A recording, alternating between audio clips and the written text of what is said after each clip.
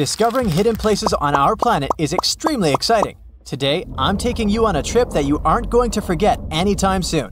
But suit up, this is about to get very cold. You hop on a plane and land on the ice-covered island of Greenland. An unbelievable view of the Aurora Borealis, aka the Northern Lights, is greeting you. You can't believe your eyes. Your guide tells you how rare this phenomenon is. Usually, people spend days trying to hunt it down. You feel lucky and take your time to appreciate these beautiful dancing greenish lights. You're glad you brought your camera along, aren't you? Between clicks, you learn that the Aurora Borealis is the result of some rather rough events. This spectacular light show occurs when energy particles from the sun slam into Earth's upper atmosphere. On day 2, you continue to explore the place by air. This may not come as a surprise, but Greenland is one of the world's largest islands. This time, on board a helicopter, you can see the infinite icy landscape. In case you're curious, you're now flying over 656,000 square miles of thick ice. Oh, what's that down there? It looks like a family of polar bears. You don't want to get too close, of course. The conditions in Greenland might be too tough for people to live there, but some animal species do very well in this land of ice. Those are reindeer, wolves, and Arctic foxes. On your way to Greenland, you probably made a pit stop in Copenhagen. Denmark is one of the few countries that have commercial flights to Greenland. You didn't know this before, but you find out that the island is actually part of the Kingdom of Denmark. On a map, it's right between the Arctic and Atlantic Oceans. You're lucky to have a local pilot that tells you about the secrets hidden in this scenery. Under this 2-mile thick white surface, there's an entirely different world. A world filled with canyons, meteor-carved craters, and millennia-old plant fossils. You are beyond excited to go visit one of these spots, but of course, you'll have to use your imagination, as all of it is hidden under ice. Believe it or not, nearly 80% of the island's surface is covered with it. The first stop on your tour is Greenland's Grand Canyon. You land not far from it, somewhere in the northern part of the island. You may know that canyons are deep, narrow valleys with steep sides, but I bet you didn't know that the word canyon actually comes from the Spanish word cañón, which means tube or pipe. Now, this Grand Canyon has some similarities with the one in the US. First of all, in size. It's at least 460 miles long and up to 2,600 feet deep in some places. There's a true subglacial valley down there, and if you're wondering how this happened, well, the canyon had probably been formed by a river that had been flowing through Greenland before the ice took over. Oh yeah, Greenland hasn't always been covered with ice. It was once green, no pun intended. Many other icy places on Earth, such as Antarctica, were once covered in greenery. Scientists have figured out that in the past, Greenland was mostly ice-free. With the help of airborne radar, they made amazing discoveries. By the way, ice is invisible to radar technology.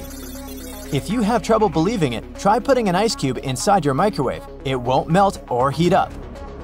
A recent discovery of fossilized plants allowed researchers to estimate that Greenland used to be much warmer than they could imagine. 2021 research conducted by the University of Vermont found fossils of twigs and leaves, which left researchers very confused. They expected to discover sand and rocks in the deepest layer of ice, but instead, they found some clear proof of rich flora. Judging by what you've seen of the landscape, it's hard to believe that forests were once growing here. Today, you'll find some tundra vegetation on the coastal part of the island, and that's pretty much it. But according to the genetic material found in these fossilized plants, researchers believe the island used to be much greener. It's very likely that there were insect-filled forests with butterflies and beetles flying around, and the average temperature on the island varied from 50 degrees Fahrenheit in the summer to 1 degrees Fahrenheit in the winter. NASA's Operation Ice Bridge has flown over Greenland more than 100 times. This has allowed researchers to create 3D maps of the island and figure out the age of each layer of ice in Greenland's ice sheet. Ice sheets can help answer many scientific questions as they form over the span of thousands of years. They're layers of snow on top of more snow. The snow gets compacted into ice, which in turn creates what we call an ice sheet. Remember those fossils we were talking about? They're believed to be from the Eemian period, which was 130,000 to 115,000 years ago. According to the groundbreaking 3D footage from NASA, we can see 3 distinct climate periods within the ice sheet. The uppermost layer is quite flat and uniform. If you decided to dig deeper, you'd find the layer formed during the last ice age. It's more complex and rugged. The ice there is darker than what you see on the surface. If you let your mind wander, you can picture what this part of the world looked like when mammoths were roaming around. If you kept digging, you'd eventually find leftover ice from the Eemian period I've told you about. Now, canyons aren't the only unusual thing found under ice. If you could sneak a peek under all those layers of snow, you'd see an impressive mountain range and also plunging fjords. In 2017, scientists created a map that showed what Greenland had looked like without all that ice. There was a bowl-like depression in the middle of the enormous island. This depression was most likely an ancient lake. Around it, there was a circle of coastal mountain ranges. This scenery probably resembled the landscapes of modern Patagonia. Big mountains with snowy tops surrounding crystalline lakes. This ancient lake in Greenland is a wonder on its own. Imagine a pit the size of Rhode Island and Delaware put together. The lake is believed to have covered over 2,700 square miles, and back in the day, it was fed by at least 18 different streams. These crystalline blue waters were surely very inviting, and freezing of course. But if you ended up going for a swim, I'd say be careful, as the water could get up to 800 feet deep in some places. On day 3 of your adventure, you discover a true under-ice water park. While you're wandering around the ice-covered island, your guide tells you to be mindful of the cracks in the surface. These cracks are responsible for the modern-day aqua lounge going on down there. Meltwater and rainwater flow down the cracks in the ice all the way down to the riverbeds. This forms a landscape of jewel-like lakes and streams filled with crystalline water. Researchers estimate that about 60 small under-ice lakes exist there. And yes, they're actual lakes. Perhaps one of the most impressive hidden features on this island is a meteor crater. Under the Hiawatha Glacier, you can find a 19-mile-wide impact crater, big enough to swallow the city of Washington. Apparently, a mile-wide iron asteroid struck Earth's atmosphere within the past 100,000 years and chose Greenland as its landing point. If anyone had been around to see it, they'd have witnessed a real show, a white glowing fireball cutting through the sky. Scientists speculate that if it had landed on an ice sheet, it certainly vaporized both water and stone. Someone standing hundreds of miles from the impact site would have heard a deafening thunderclap and experienced hurricane-force winds. But it actually makes sense. The approximate speed of meteors entering Earth's atmosphere is 45,000 miles per hour. For comparison, that is 2.5 times the speed of a spaceship. It's bound to make some noise and leave a huge crater in the ground. Do you know that NASA explores not only stars, planets, galaxies, or black holes? Hard to believe, but yes. The agency also works on discoveries here on our home planet Earth. So what has NASA recently discovered? Is there life under the ice? While they were analyzing data recently, they discovered something unbelievable hiding under Antarctica's ice. And this discovery not only changes everything we know about the whole water system of the Earth, but it may also help with research about life in space. Humankind's existence might depend on understanding Antarctica and its secrets. So, the recent discoveries reveal vital information about our survival. But before we continue, let's see how much you know about this place, where it's only ice as far as your eyes can see. Antarctica is one of the world's 7 continents in the southern hemisphere. It's the 5th largest continent in terms of total area, and that means it's almost twice the size of Australia. Want to see real meteorites? Go to Antarctica. Due to its dry climate, Antarctica is one of the best places to observe space. But what's even greater is that you can find meteorites on the white surface of the continent.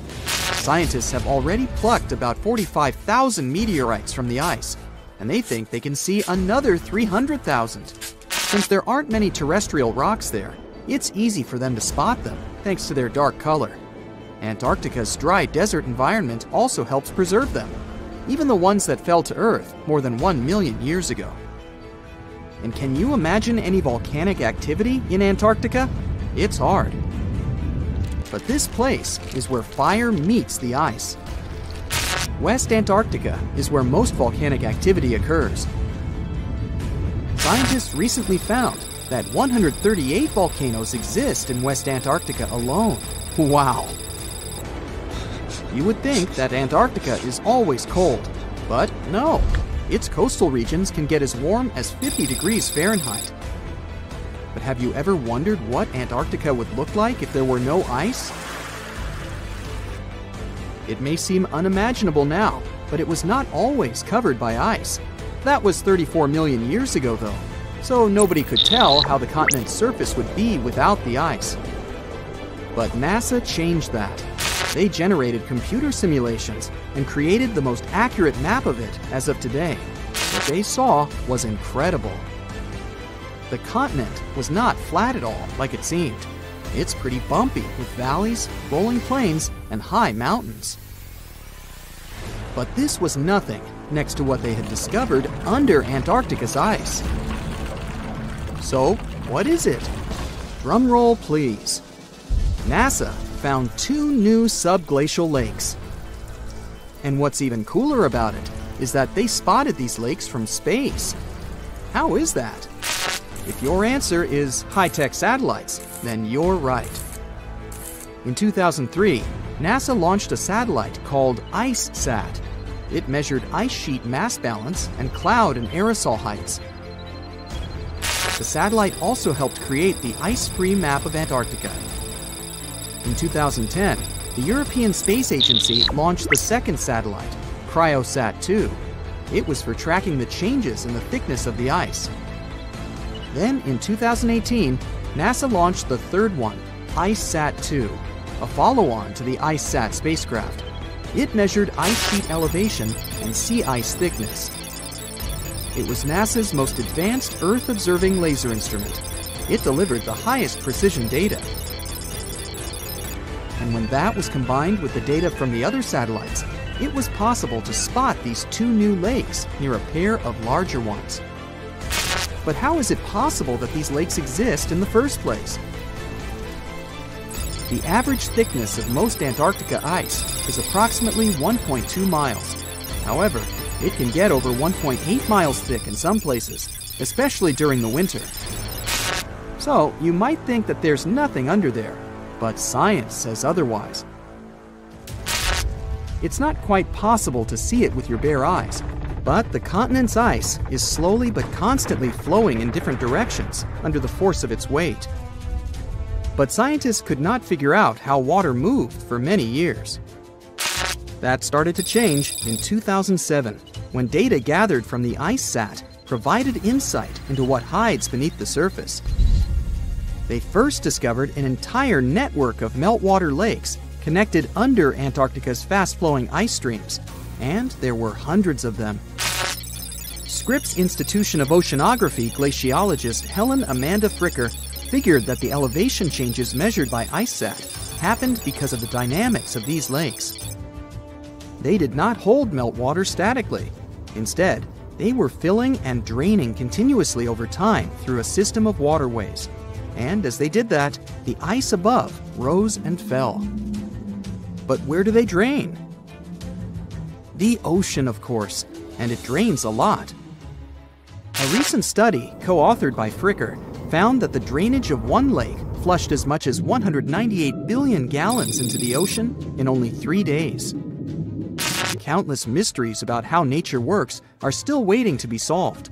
But finding the 2 new lakes will give scientists a better picture of how fast the Antarctic ice sheet will change as the climate gets warmer, and how this will affect global ocean currents and sea level rise. The filling and draining cycle of the lakes also cause the ice sheet to suffer cracks and crevices. So, the information they find from these new lakes will also give them a better understanding of the damage on the surface of the ice.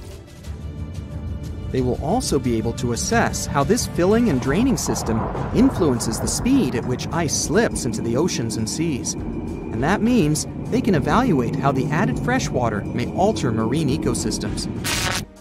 This discovery may also suggest whether life is under the ice. Wow! Scientists drilled through about 3,504 feet of ice and found that water samples taken from one of the lakes contained approximately 10,000 bacterial cells per milliliter.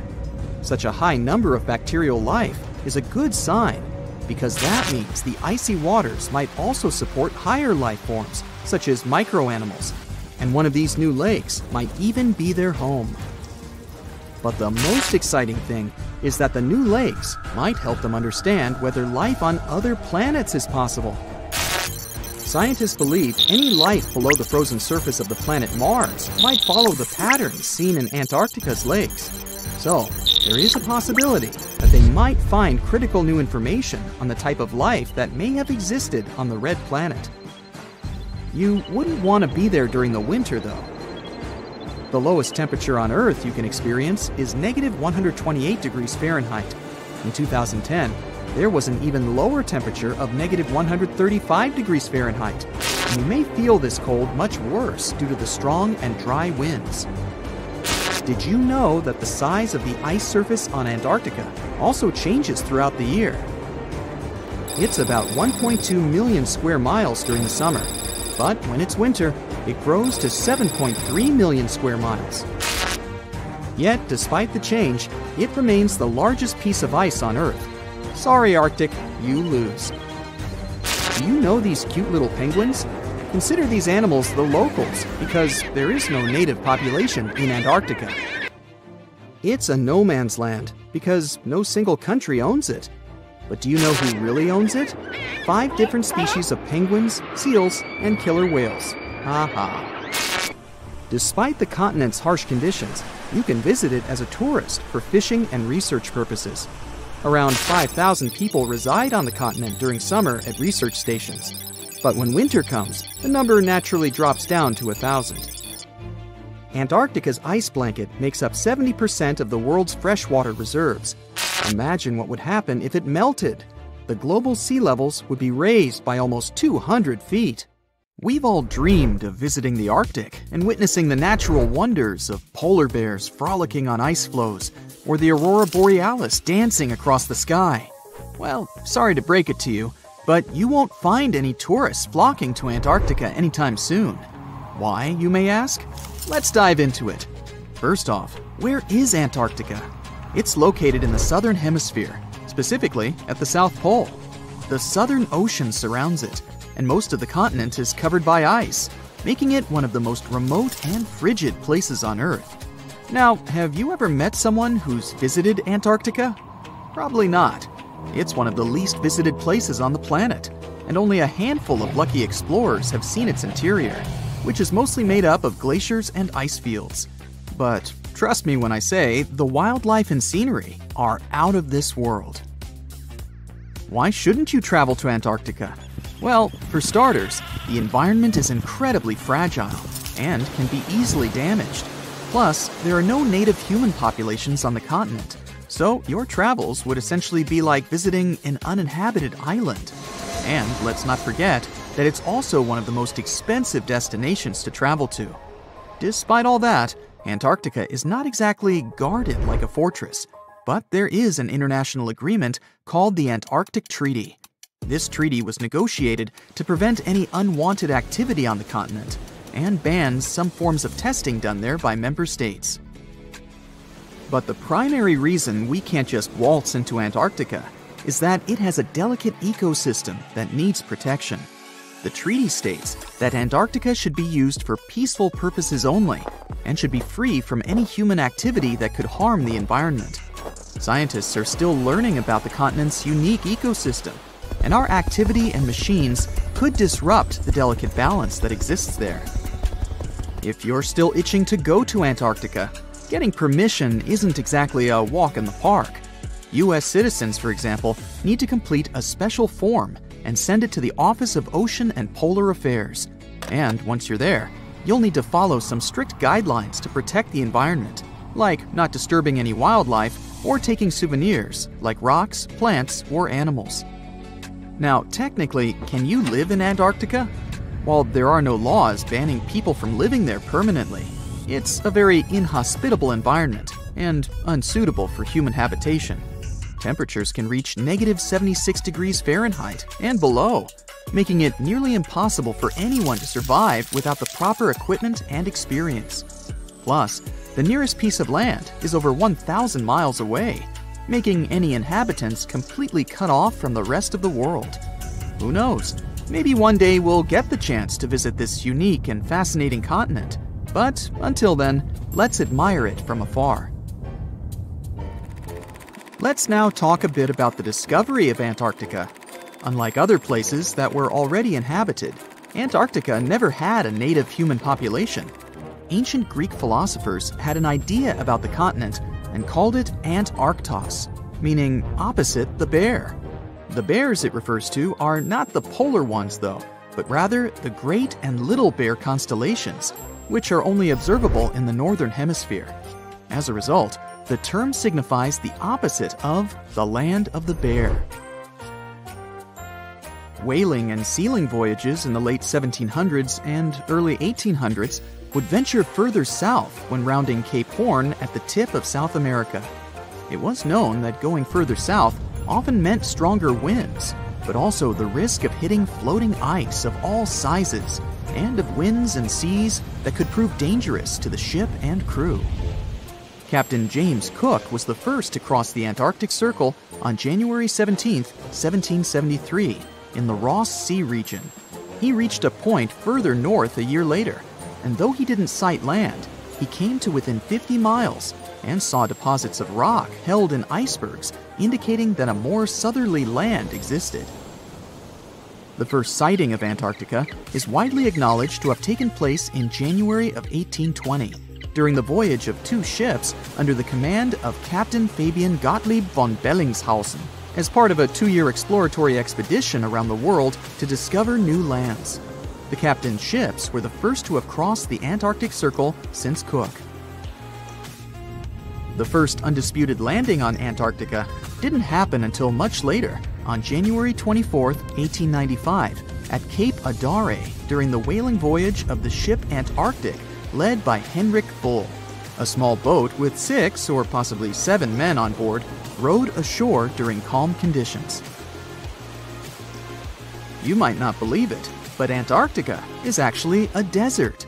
With all that ice, you'd think it'd be like a winter wonderland with snowball fights and hot cocoa all day long. When we think of deserts, we picture camels and cacti and people struggling to find water. But in Antarctica, it's a whole different story. The struggle isn't to find water, it's to find anything that's not covered in ice.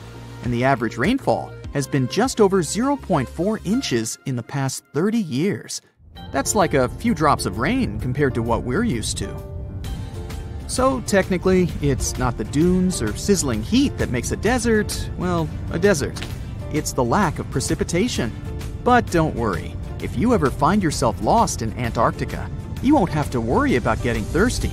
Just make sure you bring a jacket and some mittens, because it's cold enough to make you into a popsicle.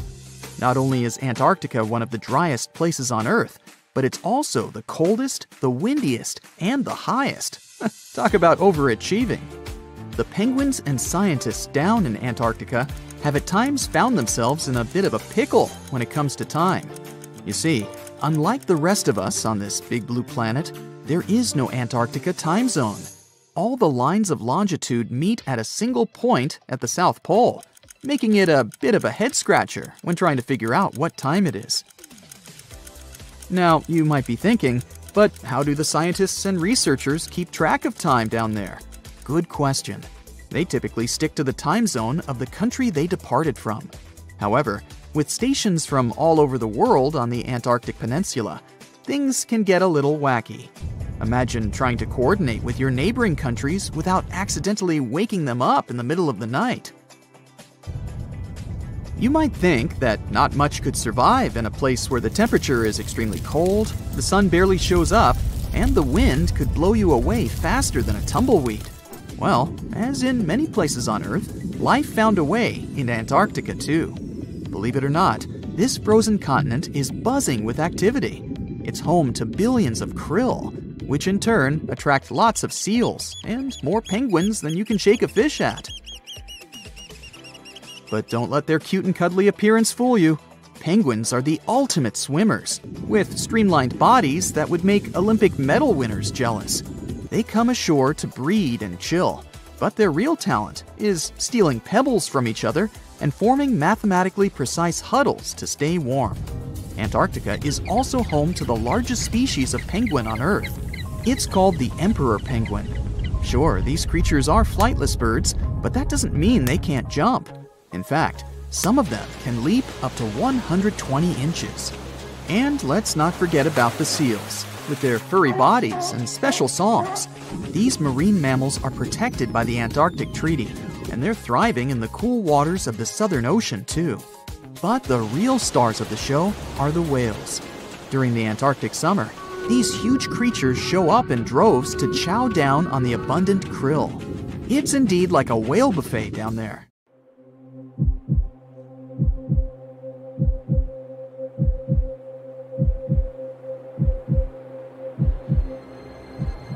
Leave it to people wandering on Google Earth to stumble upon the world's newest and weirdest places ever. Like this mysterious pyramid discovered in Antarctica. Soon enough, the internet blew up with all sorts of theories regarding this unusual shape. Could it be a sign from a different life form? Is this pyramid indeed natural, or is it man-made? For starters, it's not the first time we've discovered a pyramid in the Antarctic. The first one was observed by the British Antarctic expedition in the 1910s and kept secret for a long time. Its discovery being kept hidden only added to the mystery. A second such structure was discovered in 2016, which further increased the interest in the matter. The mystery was soon enough deciphered by scientists. These formations are just mountains. They're located near the Ellsworth Mountains, a range over 250 miles long. So they're just mountain peaks that have broken through the ice sheet. As for their particular shape, it's just a coincidence. Pyramids are found throughout nature. The Matterhorn in the Alps and Mount Ballenstinder in Iceland, for example, are quite similar in terms of shape. As for the official name of these peaks, they're called nunataks, or peaks of rock peeking through a glacier or an ice sheet. Antarctica has way more incredible features, like the fact that it's home of 60 to 90% of the world's fresh water. That's because its ice sheet is the biggest on our planet, stretching across 5.4 million square miles. I'll spare you the calculations, but that leaves only 1% of the continent ice-free. Antarctica's ice reaches 2.7 miles thick at its deepest point, meaning half the height of Mount Everest. Should it ever melt completely, our sea levels would rise to roughly 200 feet. It wasn't always this cold though. At some point in our planet's history, Antarctica had some average temperatures as the city of Melbourne has today. It took a lot of research, but scientists figured out that Antarctica's temperatures could have reached up to 62.6 degrees Fahrenheit. Sure, that was 40 to 50 million years ago, but if you think about it, it was at the same time when dinosaurs roamed our Earth. Time is also different on this icy continent. All the lines of longitude that help us calculate different time zones merge into a single point at the South Pole. Here, there are 6 months of daylight in the summer, followed by 6 months of complete darkness during the colder season. So, scientists working here stay, on average, in the same time zone they've come from.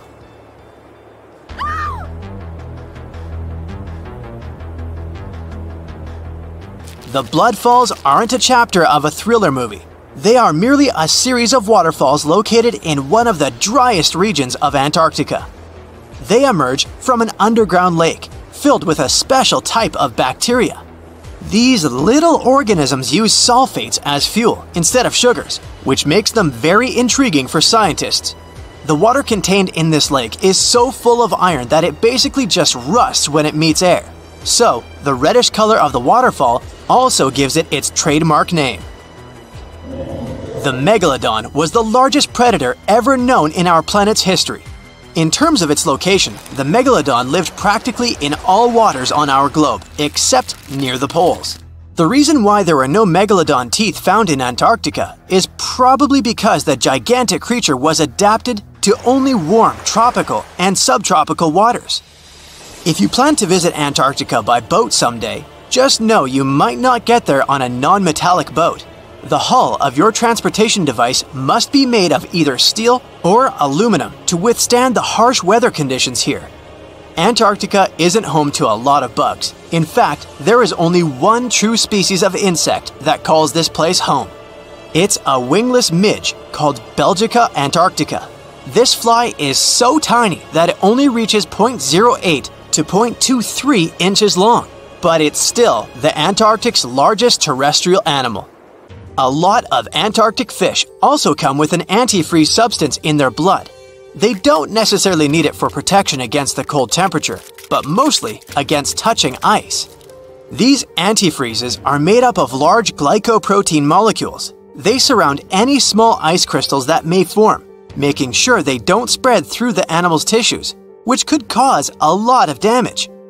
They also create a sort of small pillow blocking the sharp ice crystals, so they're less likely to cause any pain. It also doesn't rain a lot here on this icy continent, but one amazing meteorological quirk of Antarctica is that it's full of diamond dust. This dust is basically small ice crystals that pop out of humid air close to the Earth's surface. Think of it like an icy fog. As they flow through the air and get touched by sunlight, they begin to sparkle, making visitors here feel like they're surrounded by diamonds.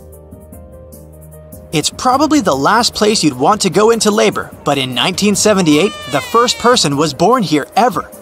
Emil Marco Palma was its name, and ever since, 10 other people have been born here in Antarctica. There's a lake on this icy continent that is so full of salt, it makes it impossible for it to freeze over, even if temperatures can go as low as 5 degrees Fahrenheit. That's because pure water freezes at 32 degrees Fahrenheit. Water that has salt in it, or any other substance for that matter, will freeze, but at a way lower temperature. That lower temperature is adjustable depending on the substance itself and the amount that has been placed into the water. Antarctica was the last official continent to be discovered. It remained completely unseen until the 1820s. But it took another 20 years to confirm it was actually a continent and not just a group of icy islands. Just because it's really cold here doesn't mean you can't go on a date here. One December night, an American scientist that was posted in Antarctica logged into a dating app simply out of curiosity. He was certain no other profiles would show up, but to his surprise, he found someone soon enough. Another researcher who was stationed just 45 minutes away, by helicopter of course. They eventually got together and went on the first date in Antarctica ever recorded. Apart from ice, this continent has something else way more abundantly than any other piece of land on Earth: meteorites. If we look at the research done by scientists, meteorites have equal chances of reaching any place on our planet. However, once they go through our atmosphere, the situation is a bit more complex. That's because different climates on our planet, like the humid ones found near the jungle, have a lot of moisture and oxygen, which will corrode most meteorites. The climate in Antarctica is really dry, so the possibility of meteorites corroding is little to none. More so, it's way easier to spot these rocks on the icy white surface of this area than in any other place on Earth. If you're not scared of the cold, you'll surely freak out when you hear about the winds here. That's because Antarctica is for the most part the windiest place on Earth. Wind speeds have been reported here to reach even 200 miles per hour. In 2020, strange signals from deep beneath Antarctica sent shockwaves through the news. Within days, headlines exploded. NASA had found a parallel universe where time runs in reverse. But what really happened? And what did scientists actually detect? Well, this story is a case of madness, misunderstood experiments, and the human need to believe in mystery. Even today, every few months, someone reposts a headline screaming that NASA found a parallel universe in Antarctica. A universe where time flows backwards, and people believe it. But no, NASA didn't find a mirror world under the South Pole or some sort of a backwards reality where people age in reverse or speak in rewound sentences. They did find something curious, though. Here's what actually went down. Scientists were flying a strange-looking instrument over Antarctica called ANITA, short for Antarctic Impulsive Transient Antenna. ANITA is a machine that floats over Antarctica, basically a giant balloon with antennas. It listens for tiny space particles called neutrinos. Neutrinos are super small and ghost-like. They have almost no weight and go through stuff like it's not even there, even entire planets. Usually, these neutrinos come from space and rain on Earth from above. Most neutrinos, the common low-energy ones, just fly right through the Earth like it's air. They're like tiny bugs flying through a chain-link fence. There are some very high-energy neutrinos, though. They're super rare and they interact a bit more often with matter, and they can get blocked. If high-energy neutrinos hit something dense enough, like the rock and metal inside Earth, they might finally bump into a particle and get absorbed. That's more like fast tennis balls that hit the fence once in a while. Low-energy neutrinos, which are everywhere and pretty harmless, are pretty undetectable. But these high-energy guys are exactly what ANITA can detect. When they slam into ice, they send some radio waves that are easy to listen to. This faint radio signal is called the Askaryan effect. And yep, that's exactly why ANITA is flying over Antarctica. That's because the ice is pure, dry, and quiet. It's perfect for catching those rare signals. So, what did ANITA detect? It detected something rising up from below the ice, like a high-energy neutrino coming from the Earth. What? Okay, let's think logically. Maybe it started somewhere in the north, traveled all the way through the Earth, and popped out the other side. Still, that's super weird. That's not supposed to happen. Neutrinos with that much energy should have been stopped inside the planet. Like we said, get absorbed. So, scientists caught a little bit of a brain bug. That shouldn't be possible with our current physics, unless something we don't understand is going on. And when you're faced with something bizarre, you explore all options, even the wildest ones. The nightmare began. A group of researchers published a paper suggesting that this strange signal might make sense in a CPT symmetric universe. CPT stands for charge, parity, and time. These are basically three ways to flip the universe. Charge means swap all particles to their opposites. For example, swap electrons, the guys with the negative charge, with positrons, their antimatter twins with the positive charge. Parity means mirror the universe, literally like looking at it through the mirror. Left becomes right and right becomes left.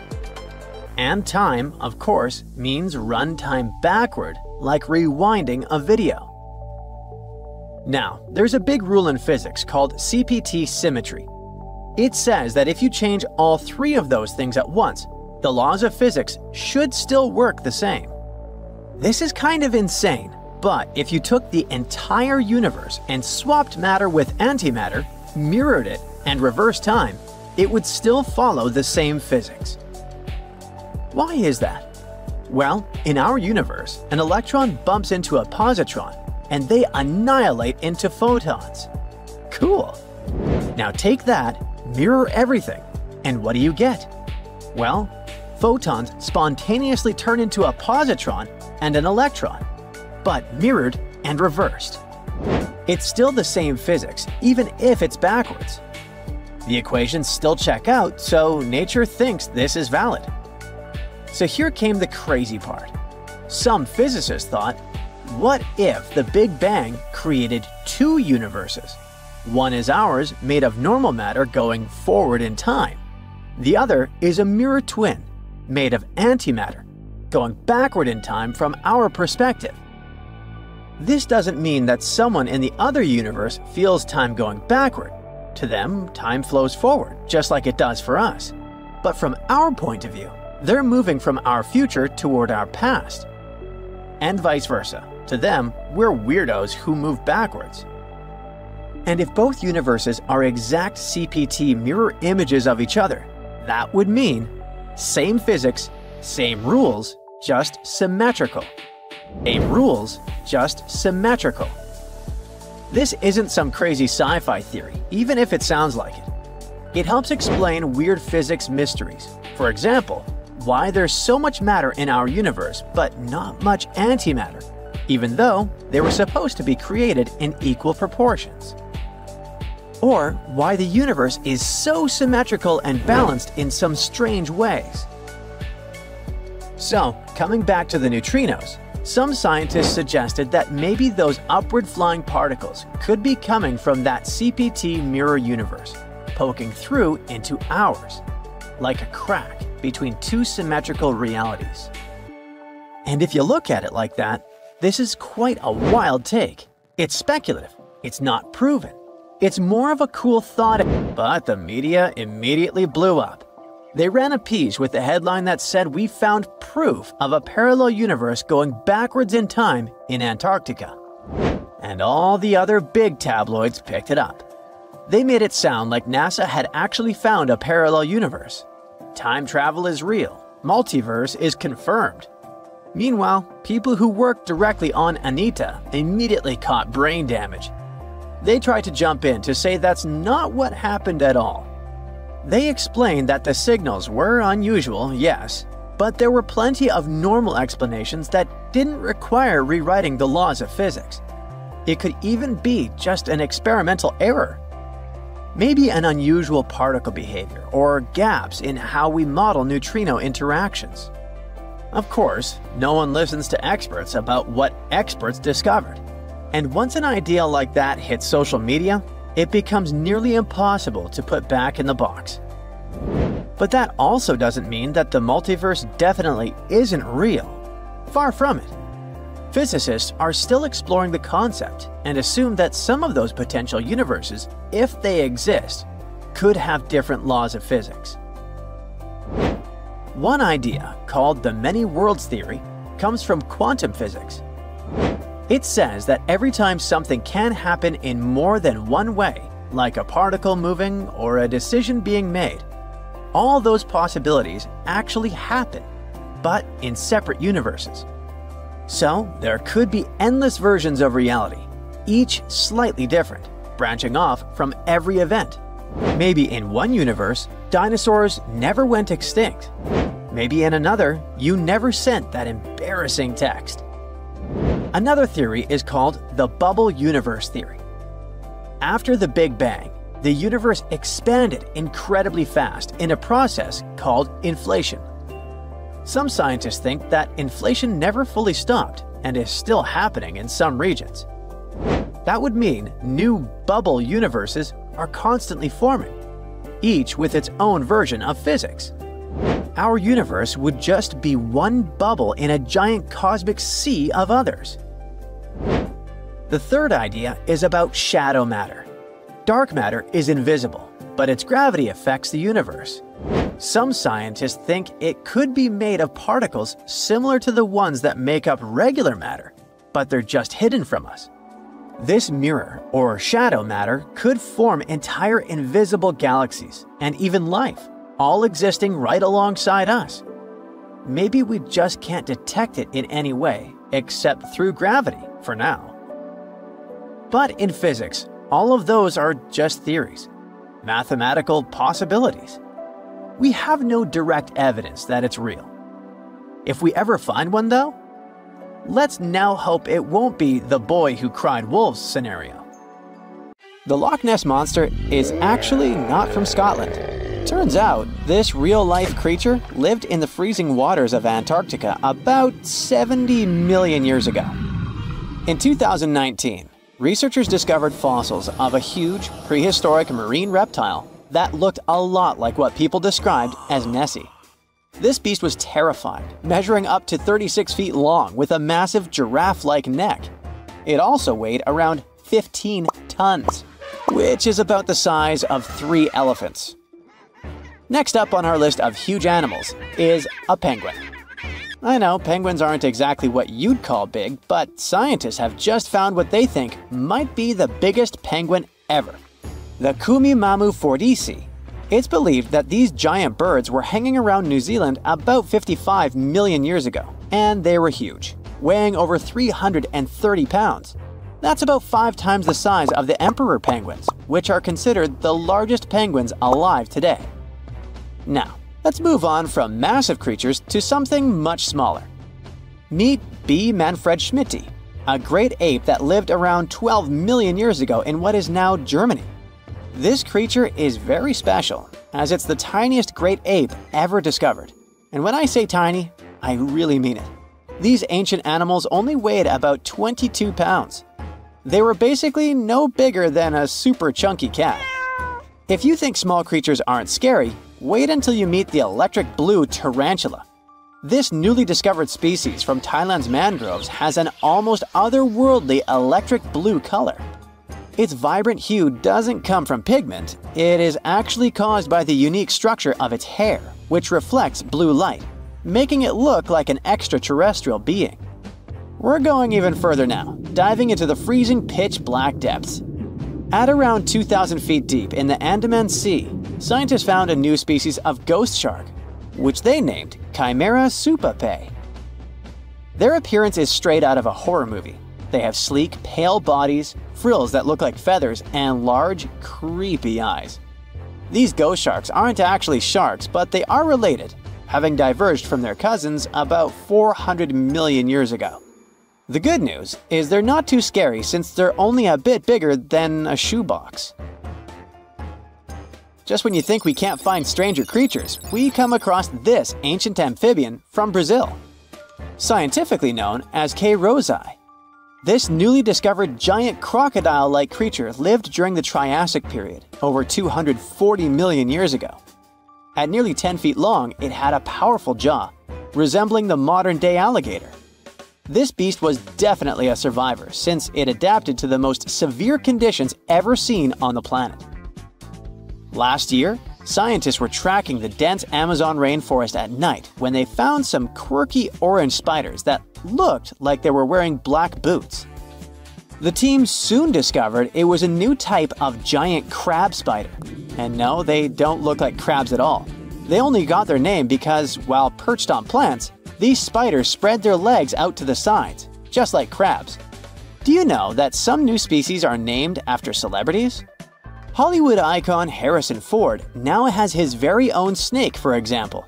Discovered in Peru, T. Harrison Fordy honors the actor famous for his role as Indiana Jones, an archaeologist with a notorious fear of snakes. Unlike the film's menacing serpents, this new snake species is quite modest in size, measuring about 16 inches long. We also have the Rampholion princei, a small new species of pygmy chameleon from Tanzania that was named after US rapper and poet Prince Iya. He received this honor because of his work raising awareness about global environmental issues. Another celebrity namesake is DiCaprio's snail-eating snake, which hangs out in the shrubs of Panama's forests. This S. irmelindi caprioi is about 15 inches long and spends its nights on palm fronds looking for snails and slugs. Its round eyes look like glowing coals that can be a bit scary, but overall, the creature is super chill. Even when it feels threatened, it doesn't bite. It just coils up around its head and gives off a really bad smell. Now something a bit more sinister. Meet Venomius tomhardii. Does that name ring a bell? Exactly. This new species of spider was named after Tom Hardy's portrayal of the infamous Marvel character Venom. And all because the black spots on the spider's abdomen reminded researchers of the famous anti-hero. Most spiders of this species were found in Australia at night, sitting in their elaborate webs in forested areas near the coast. When disturbed, these creepy crawlers often hide in silk-lined hollows in tree branches. We've also got something for the Lord of the Rings fans. In the vast and warm waters of the Amazon River, scientists have just discovered a new species of pacu. This fish is a relative of the terrifying piranha with a plant-based diet and human-like teeth. It was named Myloplus sauron because of a bold vertical black mark on its side, which reminded researchers of the fiery eye symbol of the villain Sauron from Tolkien's epic saga. Wait, is that a tanned capybara or a wild dog? Well, actually, it's neither. This is a newly discovered dwarf deer. This tiny creature, about the size of a basset hound, scurries through the forests of Peru. The combo of large eyes, stocky body, and short legs makes this animal simply adorable. This cute little deer is the complete opposite of what we've got coming up next. This bizarre-looking creature is what we believe the beast of 5 teeth might have looked like. Its fossils, found in Chilean Patagonia, showed that it lived during the age of dinosaurs, about 72 million years ago. This finding is just another piece of evidence that mammals had been roaming around that part of South America much earlier than we thought. Moving from the forests of South America to the deserts of Australia, we come across a sand dragon lizard, known scientifically as Cteniferus tayacalpa. With its sandy color and long, lean body, this lizard looks like it could star in a Dune movie. Discovered last year, this sand dragon lizard blends in perfectly with the hot sands of the Great Victoria Desert in southern Australia.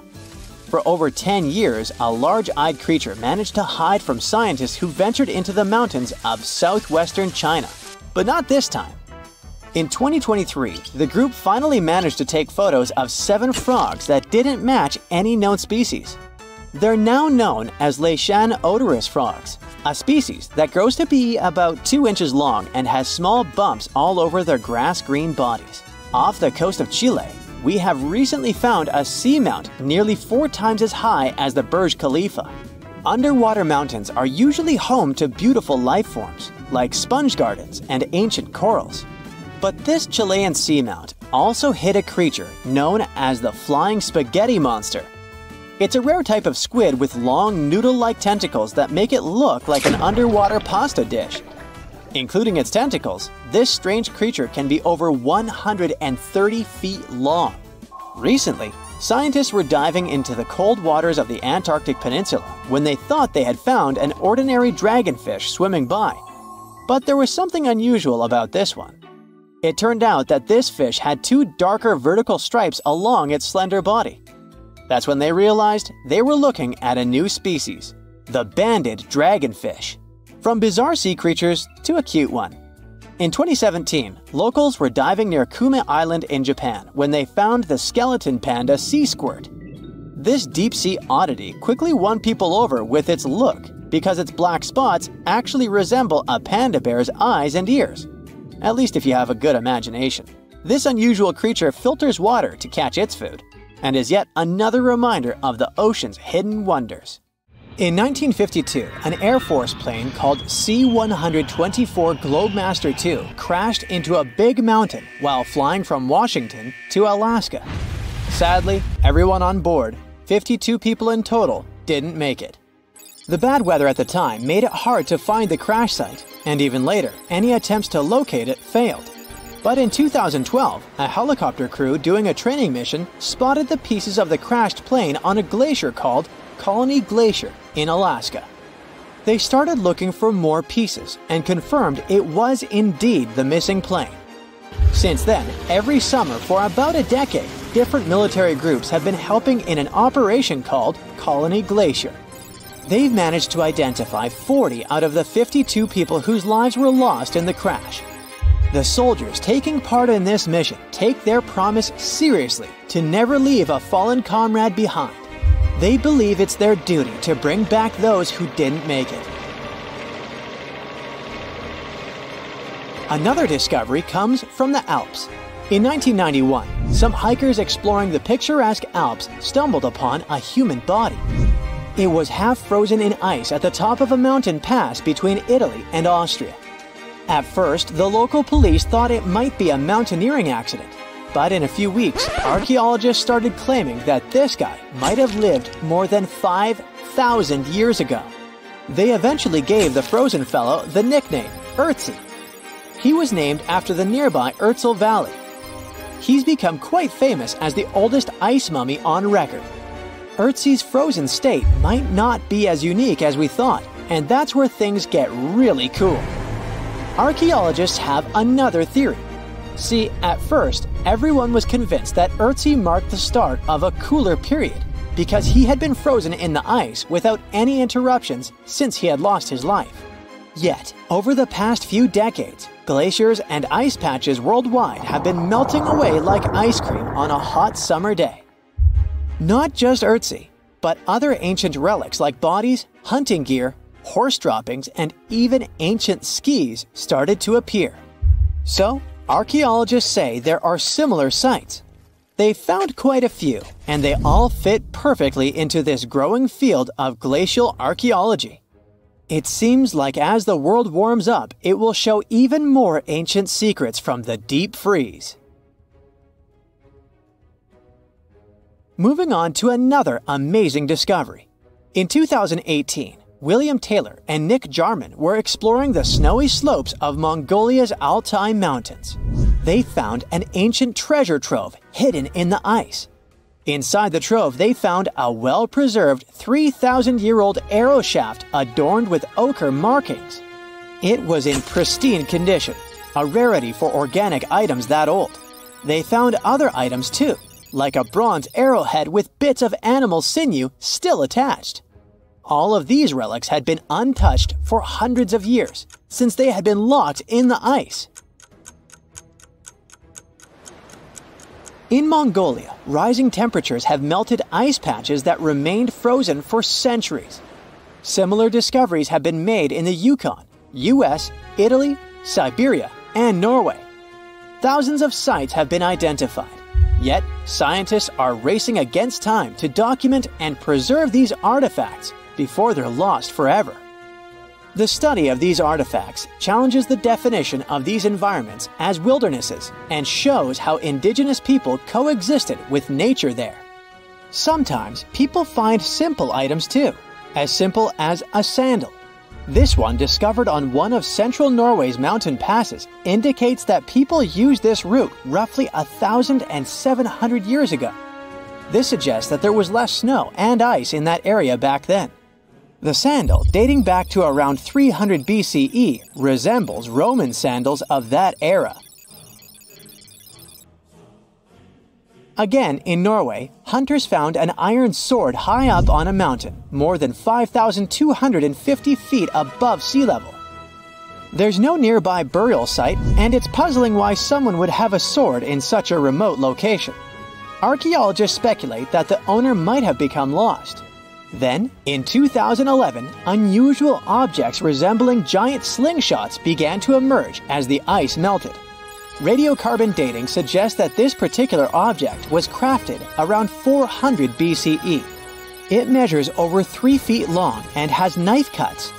Those puzzled archaeologists until one team member recognized them as tang, or pliers, used to secure loads on sleds when transporting hay or leaving for animal food.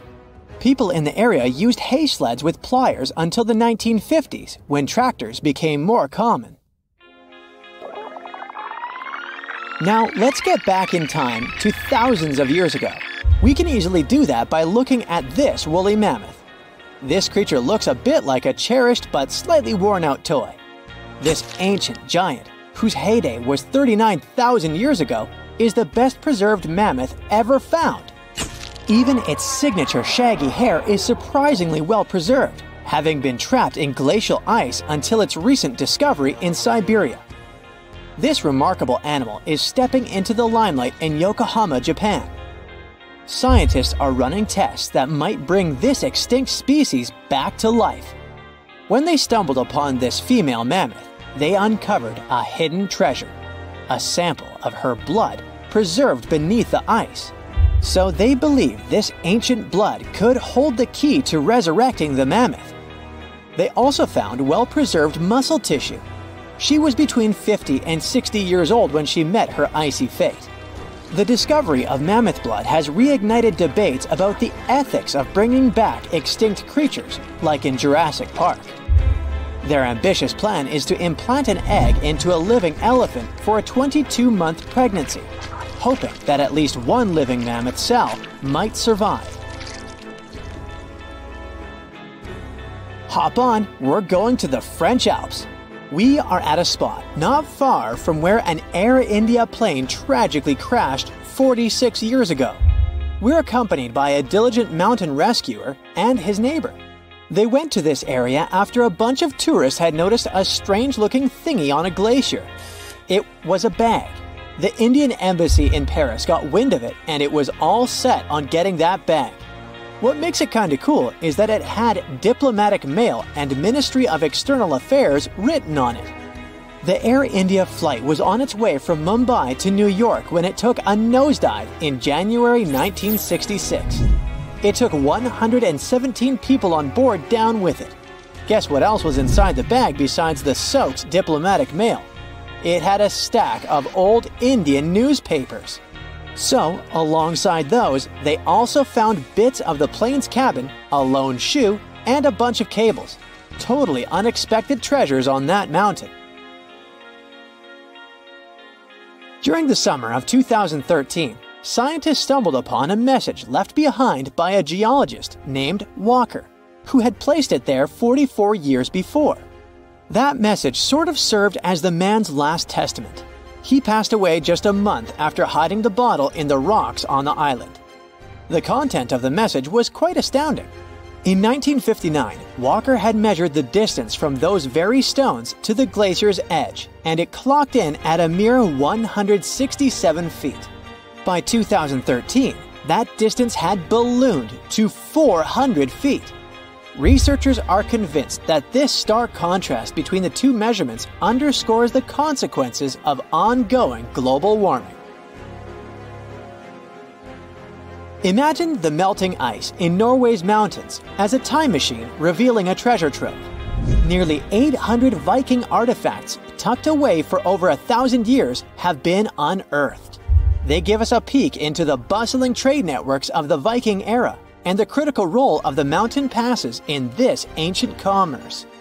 Among the finds are leather shoes, cozy woolen mittens, stylish tunics, feathered arrowheads, horseshoes, walking sticks, and kitchen gadgets from the Viking chef's toolkit.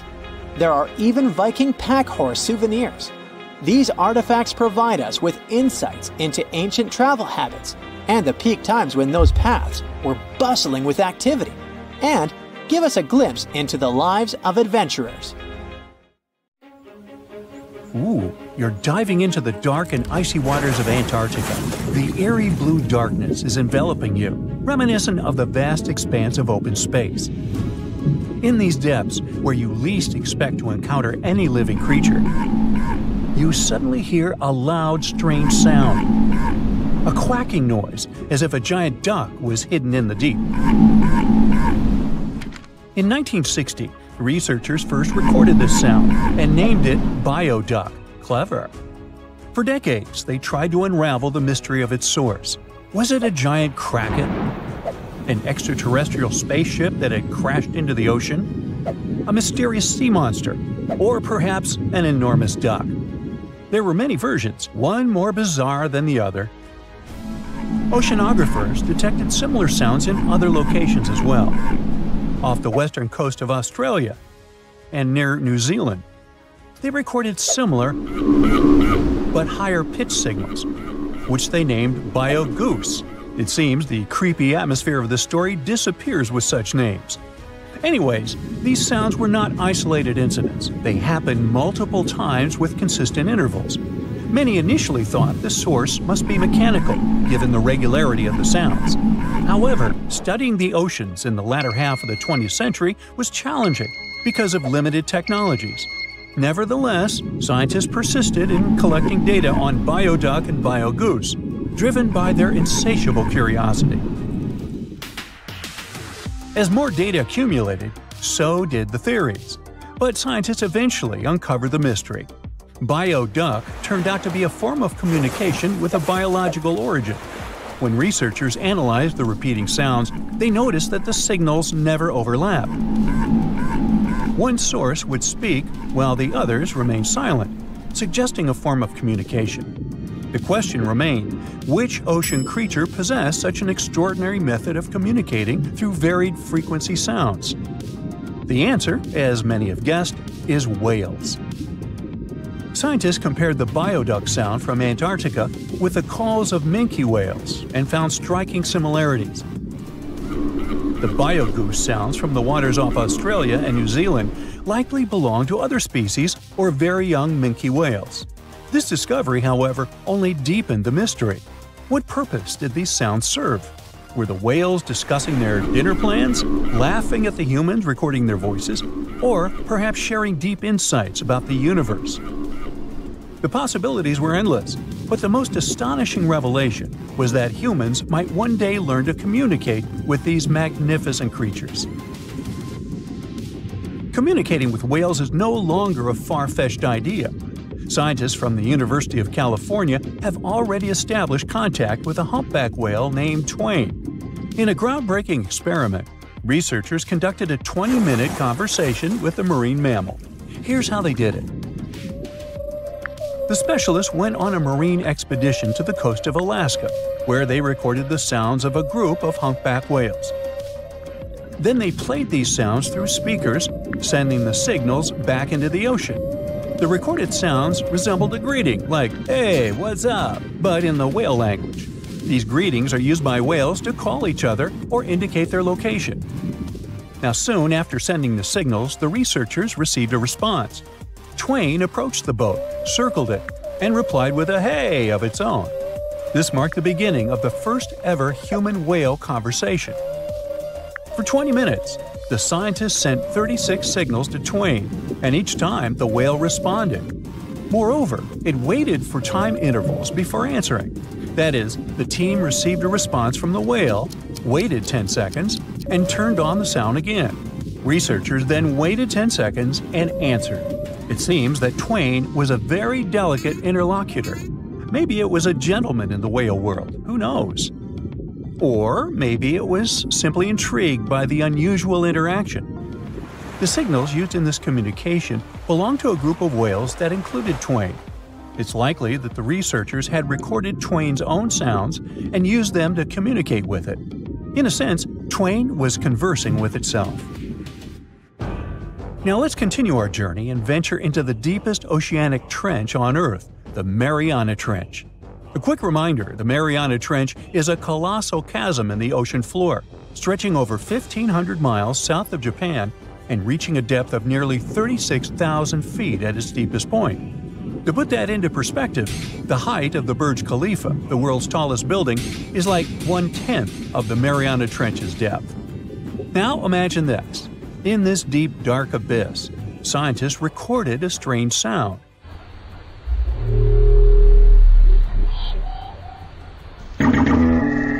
Unlike bioduck, this sound resembled something from a science fiction movie, a low rumble,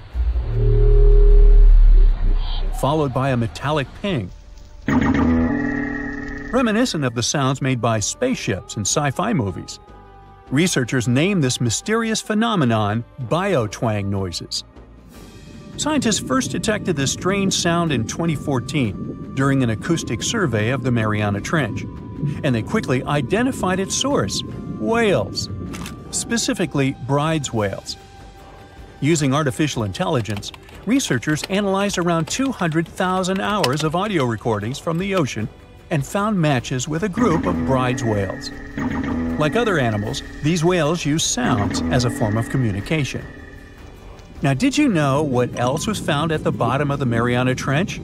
A plastic bottle. It's unlikely it was done by a kraken or a whale or some type of monster. Everything is simpler here. The bottle ended up there because of a human. But that's a topic for another video. Okay, let's deal with one more sound. No whales this time, just a mysterious sound in the loneliest place on Earth. This place is called Point Nemo, and that's why it's so lonely. Located in the South Pacific Ocean, Point Nemo is the most remote spot from any land. The nearest island is 1,450 nautical miles away. It's about the same long distance from land in all other directions. Moreover, here, there's almost no marine life, since few water currents reach this spot. and therefore few nutrients are supplied. In a sense, it's a water desert. And so, in 1997, oceanographers recorded a very strange and frightening sound coming from the depths in the area of Point Nemo.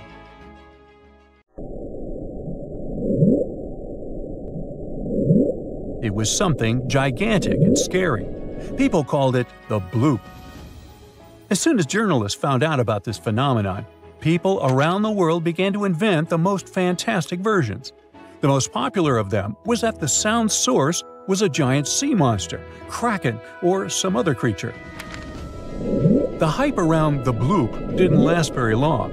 Scientists managed to find out the nature of the mysterious noise. It turned out it belonged to an iceberg. When they crack and collapse, they create powerful ultra-low frequency sounds that can be heard from a very long distance. To confirm this version, scientists recorded the sounds of other icebergs and heard something similar to the bloop. Oh, by the way, Point Nemo is so lonely that space agencies drop out-of-service satellites here. Space objects just fall in the water. There's a 99% chance that no animal or human will be harmed by falling debris in this lonely place. That's why many people call it the satellite cemetery. But what if, someday, a spaceship from another planet falls here? What if it has already fallen in Point Nemo and sometimes emits an emergency signal that breaks through the ocean? Ooh. All the mysteries you have heard have already been solved. How about we end this video with a mystery that still baffles scientists? Meet upsweep.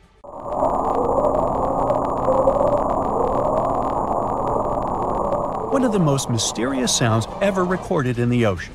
It's not just noise, it's a series of short ascending tones repeated at intervals of several seconds. It was first discovered in 1991 using hydrophones installed in the Pacific Ocean. At first, oceanographers suggested that upsweep could be associated with volcanic activity or underwater earthquakes. But the seasonal nature of the sound and its intensity change depending on the time of year, which rules out these versions. People began to consider hypotheses related to the biological life of the ocean. They studied the migration routes of marine animals and their behavior at different times of the year. However, despite all efforts, the sound source has not been identified. Some studies suggest that upsweep may be associated with certain species of fish or other marine animals that make sounds for communication or navigation, but no one has been able to prove it. The South Pole is more than penguins and endless snow. There's a hidden ghost world within it. Look, it's right here on the globe. Don't confuse Antarctica with the Arctic, which is at the top of our maps. Much smaller in size, and, let's face it, way less mysterious. The ice sheet covering Antarctica is about 1 to 3 miles thick, which is up to 16 Eiffel Towers stacked on each other.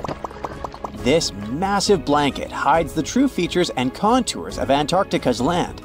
We still don't know much about this mysterious continent, and it is ice and snow that are to blame. We still don't even know the true shape and size of this continent. Mapping Antarctica without some huge shovels is an incredibly hard task. But satellites learn to penetrate the ice with their cameras. And now we know there's actually an enormous, dramatic ancient landscape beneath the snow. The ghost of the past. About 90 million years ago, Antarctica was a much warmer place. It was actually a lush rainforest with tons of plants and probably teeming with life. It even had rivers flowing through it. Then the ice came. This happened about 34 million years ago, during the transition from the Eocene to the Oligocene, when our planet cooled significantly. It was the beginning of one of our several ice ages. The land remained, but now was hidden under ice and snow that got thicker and thicker. To a regular eye, Antarctica turned into a white desert, vast, flat, and featureless. Time went on. This massive ice sheet moved around, smoothing and shifting the ground beneath it. Over the millions of years, it changed what the land looked like. Now, if we looked under the ice, it wouldn't hold any signs of the original South Pole, except for one place. In areas where the ice is especially thick and doesn't move much, like in East Antarctica, it has actually worked the other way around. It became like a super thick blanket that protects the land. Normally, things like wind or rain slowly wear away the ground over time, changing its shape. But since we have this protective ice blanket, it prevents these natural processes from reaching the stuff underneath. So, the ground stayed almost the same for millions of years, like it's been frozen in time. This special area near the Aurora and Schmidt subglacial basins has become the ghost of Antarctica's landscape. This place was barely touched even since it was first covered in snow 34 million years ago. This is a historical footprint, a place that can tell us what Antarctica's ground looked like before it became a freezing nightmare. As scientists peered under East Antarctica, they saw an amazing ghost. The traces of the rivers that were flowing there millions of years ago, various valleys, and some weird little islands, as well as 3 big chunks of land shaped like the letter U. Hey, what's that all about? You see, the continents on our planet are moving constantly, sliding along the red-hot lava mantle like cereal on milk. Over history, they came together and broke apart several times. Hundreds of millions of years ago, several continents were a part of one enormous Gondwana. Antarctica was one of them. It used to be one huge landmass. But when Gondwana broke apart, the poor continent got stretched by tectonic forces. Parts of land were pulled away from each other. Whoosh! And they got torn apart. And that's how we got these big chunks or blocks of land under thick layers of ice. In any case, scientists now want to explore this ghost a bit more. But to study it deeply, they need to actually drill down through the ice, like using a straw to get to the bottom of a thick shake. This will help them pick up some rocks and dirt from way below to learn more about the Earth's history and climate. Antarctica is the 5th largest continent in the world, approximately bigger than the entirety of Europe or Australia, competing with the entire South America in size. Aside from East Antarctica, we discussed there are several more regions: Antarctica Peninsula, South Pole, West Antarctica, and the Ross Sea. The continent is basically a frozen sandbox, and all its hidden, mysterious landscape is actually less explored than Mars's terrain. We only know for sure that without ice, it wouldn't just be flat and empty, but an entire world full of big mountains, huge canyons, and even fiery volcanoes. Some of these volcanoes are so huge that they peak above the layers of snow. In West Antarctica alone, there are at least 138 volcanoes, though only about 8 or 9 are active today. One of the craziest ones is Mount Erebus, the southernmost volcano and the tallest one on the continent, about 12,500 feet high. And deep beneath the ice sheet, this guy hosts incredible, beautiful subvolcanic caves. The temperatures there are warm enough for t-shirts. The Antarctic Peninsula, or Lesser Antarctica, looks like a bunch of mountainous islands deeply underground. It has newer volcanic rocks that are part of the Pacific Ring of Fire, which is like a giant circle of volcanoes and earthquake zones around the Pacific Ocean. The Greater Antarctica is a huge part, almost as big as Australia. It consists of East Antarctica and the South Pole. Beneath the ice, it's a place of rocks that have been around for a very, very long time, including the special zone we mentioned. You probably know that Antarctica is nearly devoid of humans. No wonder, with a mean temperature of about -46 degrees Fahrenheit. But even though this place is horrifyingly cold and deserted, life still clings on. You guessed it, in the underworld. In 2017, scientists found DNA traces of algae, moss, and even possibly unknown small animals in the deep caves. That means that even in such crazy conditions, there are still unique ecosystems thriving in little isolated warm pockets beneath the snow. There was another incredible find beneath Antarctica's Ross Ice Shelf, a lively ecosystem vibing within an underground river. Scientists have long suspected that Antarctica's underworld should have some freshwater lakes and rivers.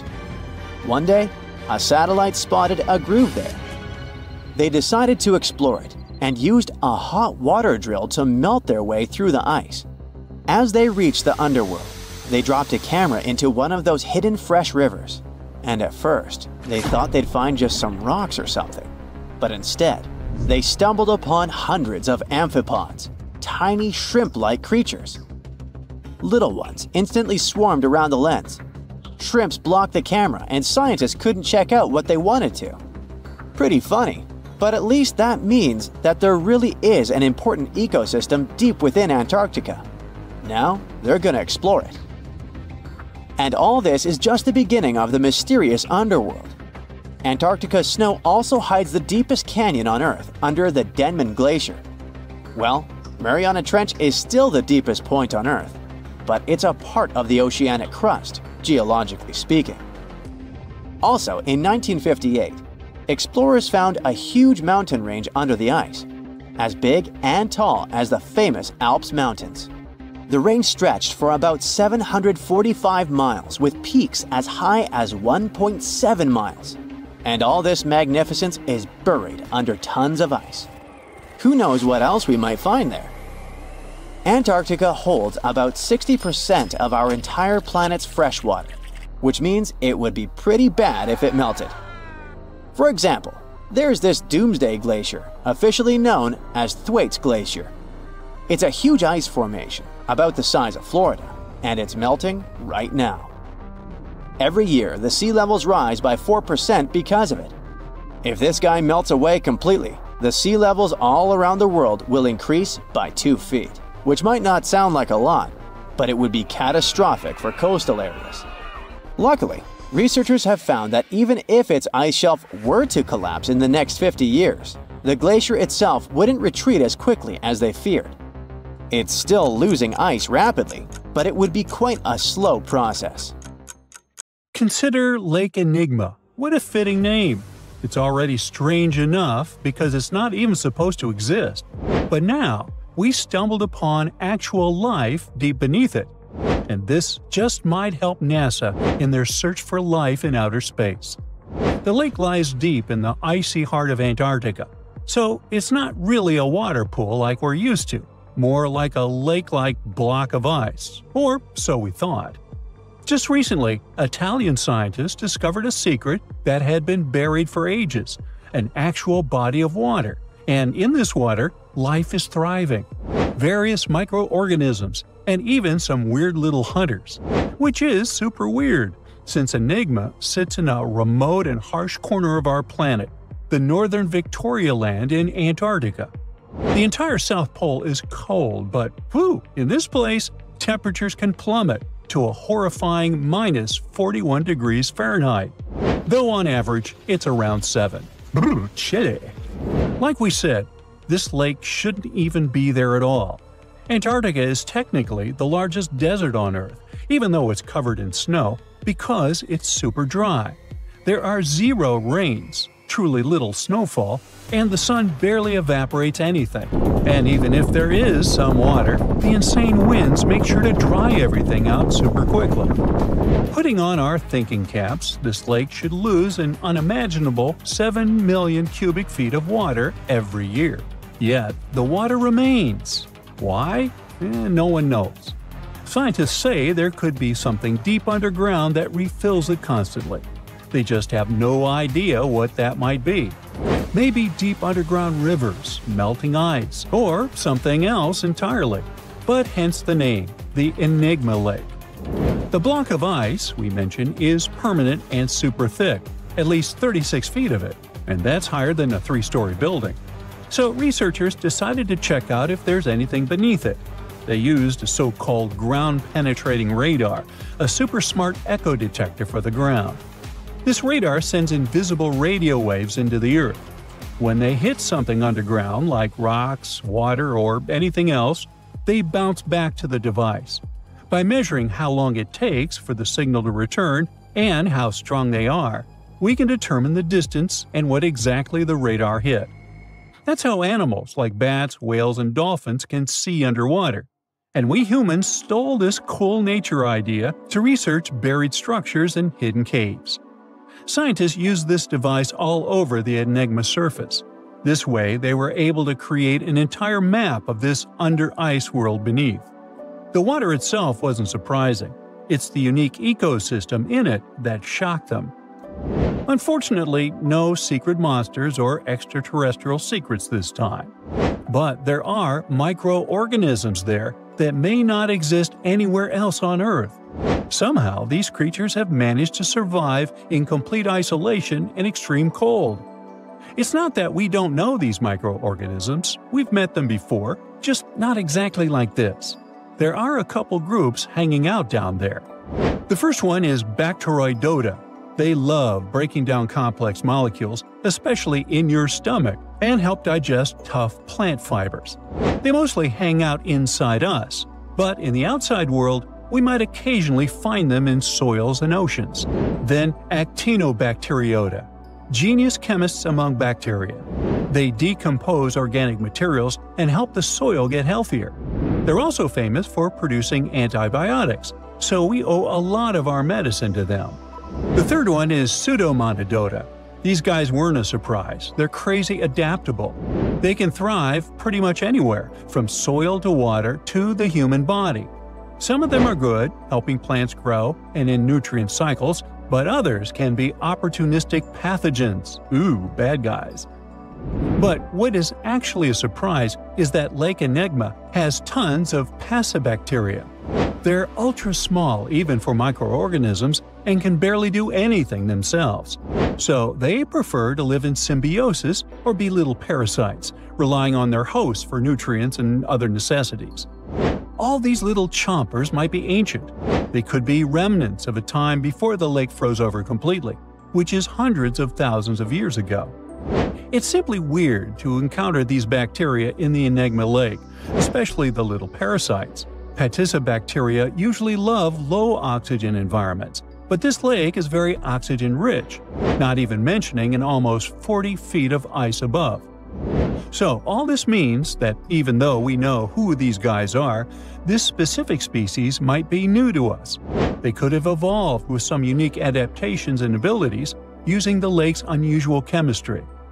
They probably rely on a super simple and delicate food web. Some of the microorganisms produce energy from light, well, whatever light gets down there, or the lake's chemicals. The symbiosis guys most likely survive by living on or inside their neighbors. Yep, these microscopic creatures hunt each other. Nope, things can't be peaceful even in a place like that. If we find out what their secret to survival is, we might learn more about chemistry, medicine, and even extraterrestrial life. Because if life can endure such extreme conditions, then it can probably appear pretty much anywhere, including our closest neighbors, Europa or Enceladus, the moons of Jupiter and Saturn. They definitely hide oceans beneath their frozen surfaces, and now there's a very high chance there might be some life there. Antarctica must be the closest thing we have to extraterrestrial exploration before we actually land on other planets. It's full of hidden mysteries and surprising creatures. Even outside of Lake Enigma, the South Pole harbors life. Just take the McMurdo Dry Valleys, which are often referred to as Earthly Mars. These are among the most mysterious and extreme places on our planet. They're stretching across Victoria Land in Antarctica, and this is one of the driest places on Earth. Makes sense if you remember the name. Surprisingly, unlike other parts of the South Pole, this land is almost entirely devoid of snow and ice, just lots of super cold ground. There might even be some sand dunes nestled here and there between the rugged mountains. The ground is mostly covered in loose gravel, scattered with ancient rocks made of granite, and something interesting called gneiss, just spelled differently. It's the type of rock that's been through a lot, literally. It's usually born when granite and sedimentary rocks have to endure insane pressure or horrifying heat for a while, a process called metamorphism. These conditions are so intense that they literally rearrange the minerals into layers. That's why gneiss has such beautiful foliated looks. It's the planet's version of baking a layered cake. It's amazing because this place is almost exactly the way it was millions of years ago. These valleys are frozen in time, and they give us a little glimpse into Earth's distant past. And that includes life. Once again, local winds are absolutely terrifying gusts of cold air racing downhill, and they evaporate snow faster than it can even melt. So, logically, you shouldn't find much water here, not even mentioning life. But somehow, you can still stumble across frozen lakes and saline ponds in the dry valleys. And local life stretches all reason and our understanding of biology. It exists inside the rocks themselves. Microorganisms are hidden in slightly moist cracks and crevices. Deep inside, there's endolithic bacteria. These guys are super chill. Instead of moving around like other microorganisms, they always stay put inside their little rocky homes. How do they survive? Through photosynthesis. Just like plants, they take teeny tiny parts of light that gets in crevices and acts like little solar panels, getting energy from the sun. Meanwhile, in another place, beneath the Taylor Glacier, there's bacteria that literally doesn't eat anything. Not comfort, not sunlight, not even oxygen. These guys rely on a diet of dusty rocks and sulfur to fuel their weird metabolisms. By breaking down sulfur and iron, they get energy to sustain themselves. This way, they easily survive in deep seas at sub-freezing temperatures, completely cut off from sunlight, oxygen, and the world itself. This place is fascinating for both its life and the lack of it. In some parts of the valleys, like University Valley, yes, that's what it's called, the permafrost is so harsh that no microbes were found at all. This might be one of the only places on Earth where life appears to be completely absent, a quite scary idea. Anyway, now scientists are thinking about learning more about Lake Enigma and drilling this Mars-like environment, exactly for that reason, to see how we could get samples from Mars in the future. Antarctica, a snowy world of about minus 46 degrees Fahrenheit, covered in ice for millions of years. But it wasn't always this way. Scientists just found something buried deep beneath the seafloor that shouldn't exist. Tiny golden droplets of amber. This means that Antarctica was once teeming with life and thick with trees. But something happened to it. Something that could reshape the way we see our own future. Antarctica has been a land of howling winds for millions of years. No tree can grow here today. But scientists who studied those lands decided to drill deep beneath the Antarctic surface. They went thousands of feet below the ice, pulling up ancient layers of sediment. And there, trapped in time, they found tiny pieces of golden amber. Amber is basically fossilized tree resin. It's found all over the world, often with perfectly preserved pieces of ancient life. Insects trapped mid-flight, pollen frozen in time. Entire tiny ecosystems can be locked inside golden droplets. In every continent, but not in Antarctica. Until now. They discovered tiny specks from 0.5 to 1 millimeter in size, smaller than a grain of sand, but with huge significance. This droplet had once oozed from the bark of a tree about 90 million years ago. What's even wilder, amber is only produced by certain types of trees, the ones that grow in humid, temperate rainforests and jungles. That's when the realization hit. Antarctica used to be a rainforest. Those tiny flecks of amber, clearly seen only under a microscope, tell us a vivid story of a living and breathing ecosystem. Around 90 million years ago, during the Cretaceous period, when dinosaurs ruled the Earth, Antarctica could have been covered in lush, swampy forests filled with towering conifers, ferns, and ancient plants. Some of the fragments showed signs of damage. That means the trees that produced them had been injured, perhaps by wildfires or parasites.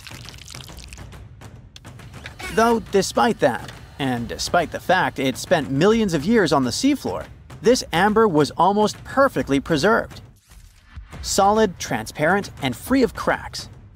Normally, amber buried under extreme pressure and heat just crashes over time. But this piece, it survived. That means other pieces could survive as well, and we might find more of them on the ocean floor. But this wasn't the first sign that Antarctica had once been a different place entirely. It started in 2017. A team of scientists drilled deep into the seabed near Pine Island Glacier on Antarctica's west coast. They pulled up sediment cores, long cylindrical samples of Earth that had been buried for millions of years. And it was insane. Inside these layers they found fossilized roots, pollen, spores, traces of an ancient forest that had once thrived here. And that's exactly what they'd been studying ever since then. In order not to damage anything, they had to spend years of hard work, breaking down the sediment into thousands of tiny pieces and scanning them all under fluorescent microscopes. The same team also found another piece of the puzzle back in 2020. They found more sedimentary samples from the ocean floor that pointed to a land of dense trees, rivers, and wetlands. A world that looked more like the Pacific Northwest or New Zealand. But why was Antarctica so warm back then? Well, that's all because of the atmosphere. 90 million years ago, Earth's carbon dioxide levels were terrifyingly high. It was literally one of the warmest periods in history, with temperatures soaring even at the poles. Think about it. Antarctica had no ice caps. Instead, it could have had buzzing insects and maybe even dinosaurs wandering through its forests. But in order to learn what happened to them, the team has to find more evidence. Antarctica really is a place full of mysteries. It's hard to study because it's covered in snow and ice so much that we don't even know its true shape and size. Some parts of the ice sheet are over 3 miles thick, half the depth of the Mariana Trench, the deepest trench on Earth. Luckily, snow has a great quality. It can freeze things in time perfectly. Layer by layer, year after year, it buries nature's past like a time capsule. Luckily, snow has a great quality. It can freeze things in time perfectly. Layer by layer, year after year, it buries nature's past like a time capsule. At first, fresh snow is soft and shifts easily in the wind, full of air. But as more snow piles on top, it compresses, squeezing out the air pockets and hardening into dense ice. This freezing pressure locks everything inside. It traps ancient plants, animals, and even entire landscapes. And they literally get frozen in time, because the extreme cold slows down decay. It stops bacteria growth, preventing rot, and keeping things almost perfectly intact for thousands, sometimes even millions of years. That's exactly what's going on in Antarctica. Scientists have to literally scan it all the way down this snow in order to find what this place looked like millions of years ago. What they found is an entire lost world buried under miles of ice. It was beneath the thickest ice of East Antarctica, near the Aurora and Schmidt subglacial basins. The weight of the ice has been so immense for so long that it actually protected the land from erosion. Scientists call it the ghost of Antarctica's landscape, and it's nothing like the smooth, flat wasteland seen from above. They found rivers that once flowed freely, now frozen in place, valleys carved by water, even 3 massive, sharply peaked hills. But what are they? To understand that, we need to go even further back in time, to the era when Antarctica was still part of a lost supercontinent. Hundreds of millions of years ago, the land we now call Antarctica was part of Gondwana, an enormous supercontinent that included South America, Africa, India, Australia, and Antarctica all fused together. But as Earth's tectonic plates slowly drifted apart, Gondwana broke into pieces. Antarctica was ripped apart, its land stretched and fractured. The massive ice sheets that formed later covered these broken land masses, preserving them like frozen fossils. As the ice shifted and melted over time, valleys formed, and ancient rivers likely carried water toward a coast that was hundreds of miles away from where it is now. But that's not the only thing Antarctica has hidden. If you stripped away the ice, you wouldn't see a smooth, empty continent. You'd see a super dramatic landscape, towering mountains, deep valleys, even fiery volcanoes. In West Antarctica, at least 138 volcanoes are buried under the ice. One of them, Mount Erebus, is still active. And inside, it has warm volcanic caves where you could walk in a t-shirt. Oh, and if it wasn't weird enough, Erebus is also spewing out gold. Yep, the actual tiny specks of gold from deep within the Earth. Scientists believe this happens because magma, the superheated semi-molten rock beneath the Earth's surface, carries liquid gold with it as it rises. Every single day, Erebus releases about 0.2 pounds of it. That's worth around $6,000 per day. In a year, that adds up to 64 pounds, or more than $2 million, floating into the sky. Unfortunately, before we grab shovels, we gotta remember that those are just microscopic particles. They're often smaller than 60 micrometers, thinner than a human hair. Not even mentioning that they're scattered around up to 620 miles away from the volcano itself. Finding them is nearly impossible. But that just shows that even in such a harsh place that looks just like a white desert, there are still many fascinating mysteries to discover. For example, somehow, life still clings there. In 2017, scientists drilled deep beneath the ice of the Ross Ice Shelf looking for water. But they found something fantastic instead. A river hidden beneath 1,640 feet of ice, running through the dark. And inside it, hundreds of tiny shrimp-like creatures. They swarmed around the camera, blocking the lens, welcoming the scientists. In deep caves beneath the ice, DNA evidence has also shown traces of moss, algae, and possibly even unknown tiny animals. So, turns out, even in one of the harshest places on Earth, life finds a way. And who knows what else we'll discover in the South Pole. So, there's a mysterious doorway in the middle of Antarctica. Some people think it's Bigfoot's vacation home, or a shuttlecraft from Star Trek, or maybe a door to Agartha, a mythical kingdom some people believe is located in the center of the Earth. Well, the scientists debunked all these poetic theories and explained that what looks like a mysterious doorway is located in an area of fast sea ice. It's offshore of the coast and is full of little islands with shallow water around them. When ice flows around hard rocks hidden underneath, it can create patterns that look odd but are totally normal. In this spot, the ice is thin, so the rocks underneath have a big effect on how the ice moves. The cold winds in Antarctica also shape the ice and snow and make it look like they're lines and shapes. So, the mysterious doorway is just a rocky ridge poking out because the ice has melted a little. The top of the doorway is the tip of the rock, and the sides are snowy trails left by strong winds blowing in the same direction. It's essentially an iceberg that got stranded and is melting in one place. One YouTuber found another out-of-place mysterious object more than 150 miles off the shore of Antarctica, a 400-foot-long ice ship. The internet went wild with theories like that the ship must have ended up there right from the Bermuda Triangle. But there was no scientific proof that it was a ship and not just a large chunk of ice. And once some other internet users revisited the place, they noticed the ice melted in the summer and the hypothetical ship was gone. Another mysterious Google Maps find in Antarctica was a pyramid. And before you make up an exciting theory about how the ancient Egyptians built a secret base here, I have to tell you it turned out to be just a mountain.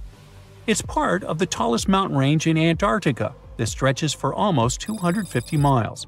It's not the first pyramid on this continent, as explorers from the British Antarctic Expedition found another unusually shaped mountain and nicknamed it the Pyramid. But this one didn't even have a pyramid shape. Here's one Antarctic find that definitely won't disappoint you: a giant ice shelf that reminded scientists of the Grand Canyon. A special submarine robot named RAN covered over 600 miles under the thick ice and brought back some amazing footage of icy mountains, valleys, flat plateaus, and swirly patterns made entirely of ice. One of the strangest things RAN found was giant bowl-shaped holes, or scoops, in the ice. Sadly, scientists lost track of the robot. They think that curious Wendell seals may have accidentally bumped into RAN and caused it to get stuck. To save energy, RAN probably shut itself down, and the scientists couldn't find it again. But the team is hoping to build a new robot and continue exploring this icy canyon to see how the patterns under the ice might change over the years. Another huge Antarctic canyon was found thanks to bad weather. A team of sound experts had to pause their work at the Casey Research Station in a storm. Instead of waiting around, they decided to use the unexpected free time to map the seafloor near Adams Glacier. And that's how they found a canyon that is almost 7,000 feet deep, almost 30,000 feet wide, and stretches over 28 miles away from the glacier. During the mapping, they discovered just part of the canyon before they had to go back to the research station. But when bad weather came in again, the ship went back and mapped more of the canyon. They were working in waves up to 13 feet high and super powerful winds, but they managed to get about 15 hours of data to complete their map. On the way back to Australia, they stopped one last time, and now they've got a full picture of the canyon. Studying it is helping scientists learn more about the history of glaciers and the interaction between the Antarctic ice sheet and the ocean. Now, there's a frozen lake in Antarctica called Lake Enigma. For a long time, people thought the lake was completely frozen solid. But during one expedition, researchers found that under the thick ice, there was a layer of liquid water about 40 feet deep. To learn more, they drilled through the ice and sent down a camera to explore what was hiding in the lake's depths. The lake's water, which they think comes from the nearby Amorphous Glacier through a secret underground pathway, was filled with strange microbial life. These tiny microbes lived in mats that covered the lake bed. Some of the mats were thin and spiky, and others looked like crumpled carpets, or even small tree-like shapes that grew up to 16 inches. Many of the microbes could make their own food through photosynthesis, just like plants do, and it gave the lake a high amount of oxygen. One of the coolest discoveries was a type of microbe which usually lives in low-oxygen places. Lake Enigma might be similar to environments on icy moons like Europa or Enceladus, so it could mean that these moons also have hidden water under their ice and possibly microbial life too. One more mind-boggling discovery from Antarctica is tiny pieces of amber in mudstone, found here for the very first time. It took scientists years of studying incredibly well-preserved fossilized roots, pollen, and spores that they found back in 2017. Amber proves that resin-producing trees once grew in Antarctica, part of a lush rainforest that existed near the South Pole during the mid-Cretaceous period. Back then, disclaimer, I wasn't around then, the trees would have had to survive through months of darkness during the long Antarctic winters. Scientists believe they adapted by going dormant for a long time. The amber pieces the scientists found are tiny, but they are beautiful shades of yellow and orange with bumpy surfaces that show how the resin flowed out of the trees. This resin likely leaked out to protect the trees from insects. It was preserved because water quickly covered it and kept it safe from sunlight and air. A scientist was browsing through satellite images for brown trails of penguin waste and found 4 new colonies of emperor penguins at the base of the globe. These new colonies likely have been around for years, though 3 of them are rather small, with fewer than 1,000 breeding penguins each. One of the new colonies was found close to a place called the Lazarev Ice Shelf, where there used to be a larger penguin colony. They thought this colony went extinct in 2019, but it seems the penguins have just moved a bit because of changing sea ice conditions. So studying them can help us learn more about how emperor penguins adapt to changes in the environment. Now, there used to be a giant river system in Antarctica 40 million years ago. Researchers found proof of it after studying soft sediments and hard rocks from the frozen seabed. They looked at tiny bits of radioactive elements, like uranium and lead, and learned that the deeper dirt came from the time of dinosaurs. The dirt closer to the surface was younger and had an interesting pattern, like the kind you see in river deltas today, such as in the Mississippi River or Rio Grande. Scientists found tiny signs of life in the sand. The river that once flowed here started in the Trans-Antarctic Mountains and traveled 930 miles before it reached the sea. Researchers kept studying newer layers of dirt from about 20 million years ago. They hope this will help them predict what the Earth's weather patterns might be like in the future. Hey, look at this rock. At first sight, it looks like a regular boring rock, the likes of which you can see when walking along the beach. Its color doesn't stand out, and its weight is pretty regular, around 4 pounds. But everything changes when you learn that this rock was born on Mars, traveled all the way to Earth, and ended up in Antarctica. Ah, now the story sounds much more fascinating. So let's find out the details. Researcher Roberta Score, who worked on the ANSMET project, which stands for Antarctic Search for Meteorites of the Denver Antarctic Program, found this meteorite in 1984. If you want to decipher the name of the space traveler, I can help you. It comes from the place where the scientists spotted it, the Allen Hills of Antarctica, hence ALH. And then we've got the year of the discovery and the number of the sample. If you think that Roberta picked up the rock and exclaimed something like, "Woohoo, I'm holding a chunk of Mars," I'll have to disappoint you. At the very beginning, it was totally unclear where the meteorite came from. And one thing confused researchers even more. The meteor was very different from other meteorite groups found on our planet. Okay, but then how did they finally figure out it was a visitor from Mars? All thanks to traces of gas similar to those that make up the atmosphere of the red planet. We learned about its composition thanks to the brave Viking lander that carried out the necessary analysis in situ in 1976. Anyway, back to our rocky discovery. It's actually very special, and not only because the rock arrived from far, far away. Among those several thousand meteorites found on Earth, just around 100 have likely come from Mars.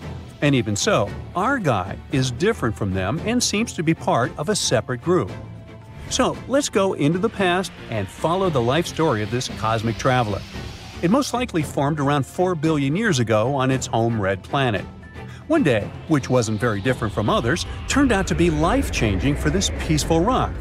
A meteorite impact catapulted into space, and it started its own journey as a small asteroid. At that time, it was way larger than at the moment of discovery on Earth. At one point, ALH got close to Earth and, who knows, probably decided to explore something. That's how, 13,000 years ago, it ended its space journey by colliding with our planet. At the moment, this Martian fragment is the oldest we've got. But at first, it wasn't all that popular. Only in 1996 did it become way more famous after a groundbreaking discovery. You see, some NASA researchers started wondering, well, the fragment is obviously very old, but then, could it have recorded any traces of life that could have been thriving on Mars at the time ALH formed on the red planet? And guess what? Those scientists turned out to be right. They detected traces of very fine magnetite particles. Those were completely similar in structure and chemical composition to the particles we have on Earth. They're called magnetofossils, and magnetotactic bacteria produce them. So it might mean that, at one point, there were some forms of life on Mars. In April 2020, scientists from the Japanese Space Agency made another discovery. They detected nitrogen, containing organic material of Martian origin, in our meteorite. So, who knows what new, astounding secrets further examination of the meteorite might reveal? At the moment, though, all you can do is travel to Antarctica and find more of them. The thing is, this place is great for meteorite hunting. Surprisingly, we have found nearly 50,000 meteorites in Antarctica, and hundreds of thousands are still waiting to be discovered. Each of these space rocks can tell us a story of the evolution of the solar system. For example, the very first lunar rock found on the icy deserted continent proved that chunks of space objects larger than asteroids can also end up on Earth. So, let's say you got inspired and decided to go meteorite hunting all the way to Antarctica. Well, get ready for some serious challenges. Despite their potential abundance, finding space rocks isn't as easy as it might seem. You'll have to visit remote areas, and there's still no guarantee that you'll be able to spot a meteorite. And that's actually a huge problem. Meteorites are vanishing from sight. Currently, scientists find about 1,000 meteorites in Antarctica each year.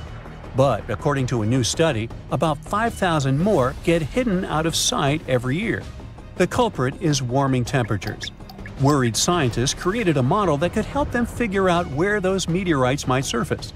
This model was quite complicated, taking into consideration snow cover, surface temperature, the speed at which ice flows, and even the steepness of the terrain. After that, they ran simulations under various warming scenarios. It turned out that meteorites indeed sank out of sight as temperatures rose. To say that the researchers were upset is obvious. They didn't expect that climate change would affect their work so much. Even though those areas are below freezing, people still managed to ruin a crucial archive of the solar system. But let's get back to your meteorite hunt. If you want your chances to find one to be higher, travel to the base of mountains or outcrops where ice, which usually flows to the lower ground, is forced to move upward. But make sure to take your windbreaker with you. In those places, powerful winds brush away snow, exposing bright, vivid blue ice. Instead of melting, this ancient ice can change directly into water vapor, and it helps expose meteorites that would otherwise remain hidden. You need to hurry though. Meteorites at the surface disappear quickly. Even when temperatures are well below freezing, the rocks can still absorb some of the sun's heat and melt the ice. It's like they're creating underground, or shall I say under ice, tunnels for themselves, sinking and hiding from sight. Sometime later, refreezing closes the entrance to those tunnels, effectively trapping meteorites inside, tucked out of sight. Now, scientists admit it's very tricky to find working methods to spot meteorites. And if we don't hurry and develop such methods, we might lose between 80,000 and 250,000 space rocks in total.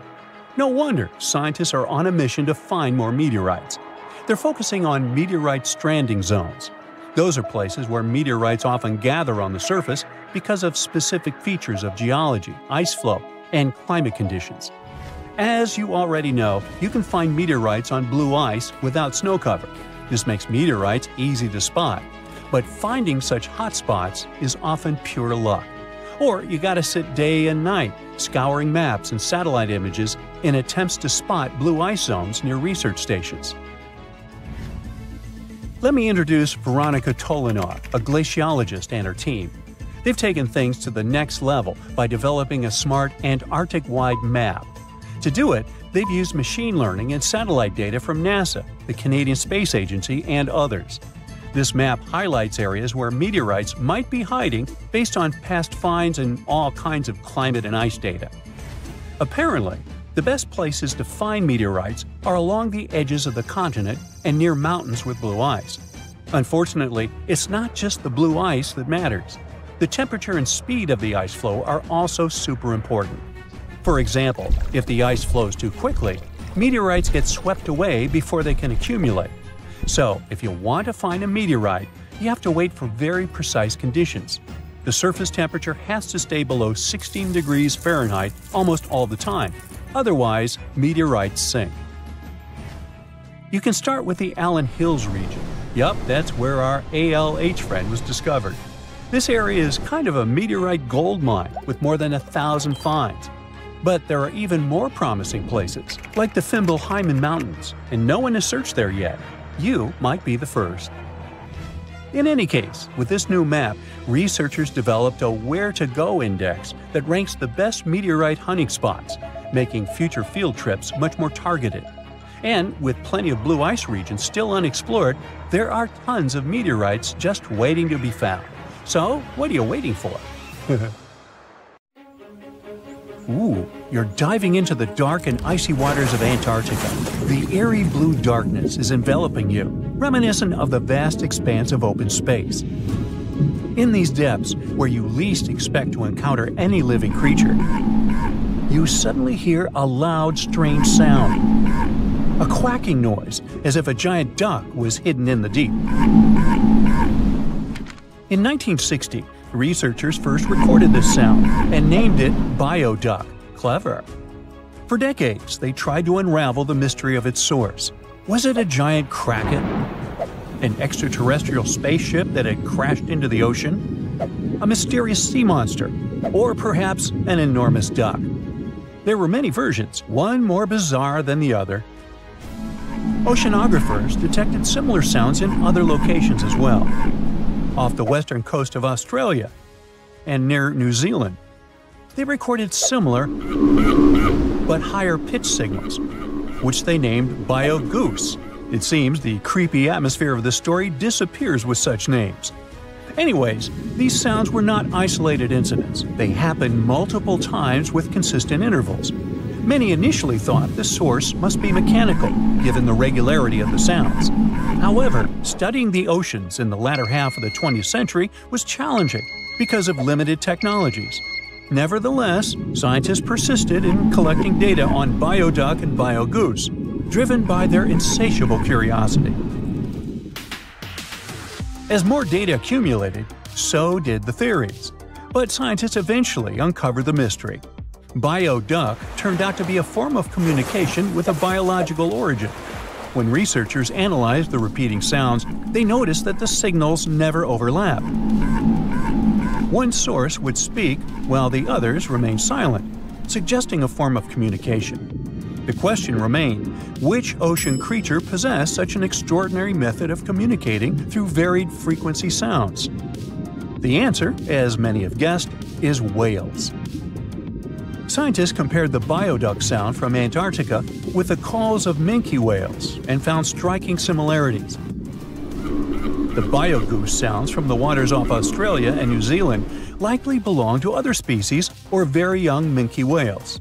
This discovery, however, only deepened the mystery. What purpose did these sounds serve? Were the whales discussing their dinner plans, laughing at the humans recording their voices, or perhaps sharing deep insights about the universe? The possibilities were endless, but the most astonishing revelation was that humans might one day learn to communicate with these magnificent creatures. Communicating with whales is no longer a far-fetched idea. Scientists from the University of California have already established contact with a humpback whale named Twain. In a groundbreaking experiment, researchers conducted a 20-minute conversation with the marine mammal. Here's how they did it. The specialists went on a marine expedition to the coast of Alaska, where they recorded the sounds of a group of humpback whales. Then they played these sounds through speakers, sending the signals back into the ocean. The recorded sounds resembled a greeting, like, "Hey, what's up?" but in the whale language. These greetings are used by whales to call each other or indicate their location. Now, soon after sending the signals, the researchers received a response. Twain approached the boat, circled it, and replied with a "hey" of its own. This marked the beginning of the first ever human-whale conversation. For 20 minutes, the scientists sent 36 signals to Twain, and each time the whale responded. Moreover, it waited for time intervals before answering. That is, the team received a response from the whale, waited 10 seconds, and turned on the sound again. Researchers then waited 10 seconds and answered. It seems that Twain was a very delicate interlocutor. Maybe it was a gentleman in the whale world, who knows? Or maybe it was simply intrigued by the unusual interaction. The signals used in this communication belonged to a group of whales that included Twain. It's likely that the researchers had recorded Twain's own sounds and used them to communicate with it. In a sense, Twain was conversing with itself. Now let's continue our journey and venture into the deepest oceanic trench on Earth, the Mariana Trench. A quick reminder, the Mariana Trench is a colossal chasm in the ocean floor, stretching over 1,500 miles south of Japan and reaching a depth of nearly 36,000 feet at its deepest point. To put that into perspective, the height of the Burj Khalifa, the world's tallest building, is like 1/10 of the Mariana Trench's depth.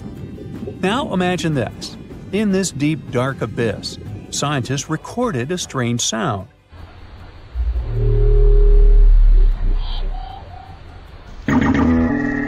Unlike bioduck, this sound resembled something from a science fiction movie, a low rumble,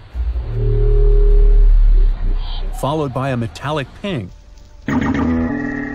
reminiscent of the sounds made by spaceships in sci-fi movies. Researchers named this mysterious phenomenon biotwang noises. Scientists first detected this strange sound in 2014 during an acoustic survey of the Mariana Trench, and they quickly identified its source: whales, specifically Bride's whales. Using artificial intelligence, researchers analyzed around 200,000 hours of audio recordings from the ocean and found matches with a group of Bride's whales. Like other animals, these whales use sounds as a form of communication. Now, did you know what else was found at the bottom of the Mariana Trench? A plastic bottle. It's unlikely it was done by a kraken or a whale or some type of monster. Everything is simpler here. The bottle ended up there because of a human. But that's a topic for another video. Okay, let's deal with one more sound. No whales this time, just a mysterious sound in the loneliest place on Earth. This place is called Point Nemo, and that's why it's so lonely. Located in the South Pacific Ocean, Point Nemo is the most remote spot from any land. The nearest island is 1,450 nautical miles away. It's about the same long distance from land in all other directions. Moreover, here, there's almost no marine life, since few water currents reach this spot, and therefore few nutrients are supplied. In a sense, it's a water desert. And so, in 1997, oceanographers recorded a very strange and frightening sound coming from the depths in the area of Point Nemo.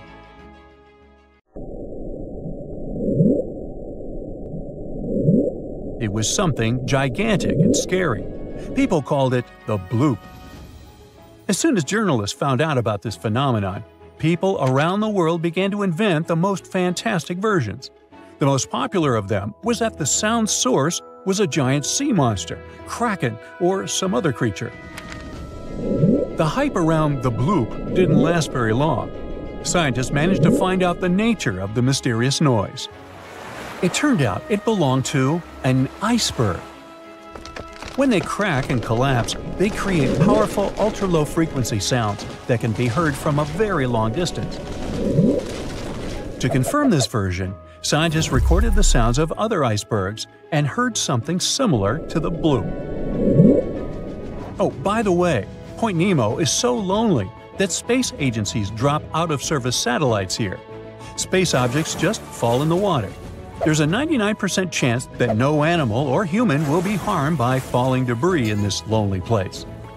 That's why many people call it the satellite cemetery. But what if, someday, a spaceship from another planet falls here? What if it has already fallen in Point Nemo and sometimes emits an emergency signal that breaks through the ocean? Ooh. All the mysteries you have heard have already been solved. How about we end this video with a mystery that still baffles scientists? Meet upsweep.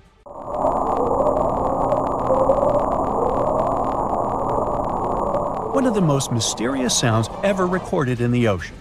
It's not just noise, it's a series of short ascending tones repeated at intervals of several seconds. It was first discovered in 1991 using hydrophones installed in the Pacific Ocean. At first, oceanographers suggested that upsweep could be associated with volcanic activity or underwater earthquakes. But the seasonal nature of the sound and its intensity change depending on the time of year, which rules out these versions. People began to consider hypotheses related to the biological life of the ocean. They studied the migration routes of marine animals and their behavior at different times of the year. However, despite all efforts, the sound source has not been identified. Some studies suggest that upsweep may be associated with certain species of fish or other marine animals that make sounds for communication or navigation, but no one has been able to prove it. Oh wow, there's a hole in the bottom of the ocean. It seems that the ocean has a leak. But it's not like a leak you would expect, where water is flowing out. It's more like a spring since water is flowing in, not out. This unique leak is something we know as Pythia's oasis. A grad student was the one who accidentally discovered it. he noticed bubbles that were rising to the surface. Normally, bubbles in the ocean tell us there might be some hydrothermal vents, which are hotspots for some pretty cool things. These vents are actually like hot springs on the seafloor, but instead of bubbling with warm water, they release a fluid that has been superheated in the crust of our planet. When seawater seeps into these cracks and travels deep into the crust, it comes into contact with the extremely hot mantle. This heats seawater to very high temperatures, and as it moves back up towards the surface, it carries dissolved gases and minerals. When the hot fluid shoots out of the vents, it mixes with the surrounding seawater and quickly cools down. Just a short distance away from the vent, the temperature can drop to a comfortable 68 degrees Fahrenheit or so, which is, as it seems, exactly what some creatures like. And there are some real weirdos living down there in the darkness, like ghostly fish, giant red-tipped tube worms, and a unique type of shrimp with eyes on their back. And some of them, like tube worms and bacteria, rely on the chemicals and minerals released by the vents to survive in harsh conditions. But in this case, the bubbling water didn't come from a hydrothermal vent. It was there because of a spring, and that's a bit more concerning. You see, the water in this reservoir needs to stay where it is. If too much of it seeps out, there could be some serious consequences, especially for the surrounding area. You can see this unusual leak along the Cascadia subduction zone, which is a massive fault line off the Pacific Northwest coast. It's a place where two pretty big plates that make up Earth's crust come together and slide along each other. The water from Pythia's oasis kinda acts as a lubricant between these plates. You can think of the fault zone as an air hockey table. When the fluid pressure is high, it's like you've turned the air on. That means the friction between the plates is reduced, which allows the plates to move. But if the fluid pressure is lower, the two plates can lock together, which then leads to the buildup of stress. Not that they'll feel bad. In the context of tectonic plates, stress is some pressure or force that can cause deformation. And if this stress starts to build up, at some point, it's gotta go somewhere. When it's too much, it can trigger earthquakes, and most likely, not small ones. For example, a release of stress in the Cascadia subduction zone could lead to a magnitude 9 earthquake. For comparison, the biggest earthquake we've ever recorded happened in Chile in 1960, and it had a magnitude of 9.5. The damage was enormous. So we hope the water will stay in its reservoir and keep maintaining the delicate balance between the tectonic plates. We've explored only 5% of the ocean. Who knows how many cool things are there at the bottom, waiting to be found? For example, check out these mysterious holes scientists have stumbled upon in the depths of the Atlantic Ocean, near the Azores. They're neatly aligned and are about 4 inches apart, or in some cases, even several feet. They resemble punctures left by a sewing machine. Some think these holes could have a biological origin. For instance, some fish may have made them while walking along the seafloor. Others believe we could be looking at something that's human-made, maybe left by a spiked tire. Of course, such holes are perfect for making up stories about creatures from other planets who allegedly made them. Or maybe even legendary monsters, like that one from Loch Ness. It's definitely hard to explain such symmetry of the holes, but one deep-sea biologist offered a pretty good explanation. He said there could be an animal burrowing beneath the sediment, and from time to time, it could make little chimneys just to get access to clean water circulation in its small burrow. I mean, there are sediment piles around the opening of each hole, and they do support the idea that something pushed the soil from below. But there's still no proof these holes are actually connected beneath the surface. And there are also a lot of things hidden at the bottom of the oceans and seas that ancient civilizations left us. For instance, archaeologists made a really cool discovery off the southern coast of Croatia. A road hidden under layers of sea mud that's 7,000 years old. They found the ancient road at the sunken Neolithic site of Solin. The site of Solin was a human-made island in ancient times, and an archaeologist discovered it 2 years ago. He was studying satellite images of the area around Korčula, one of the beautiful Croatian islands. When he realized there could be something interesting at the bottom of the sea, he dove into the water with his colleague. And under the surface of the Adriatic Sea, which is part of the Mediterranean Sea, at a depth of 13 to 16 feet, they found stone walls that were most likely part of some ancient settlement. The landmass where people built the settlement was separated from the main island by a narrow stretch of land. Luckily, this area is protected from big waves by the surrounding islands, so the site remained relatively well preserved. It's now hidden beneath the surface of the sea and covered in mud. But it's so exciting to imagine how people walked on that road nearly 7,000 years ago, visiting nearby settlements.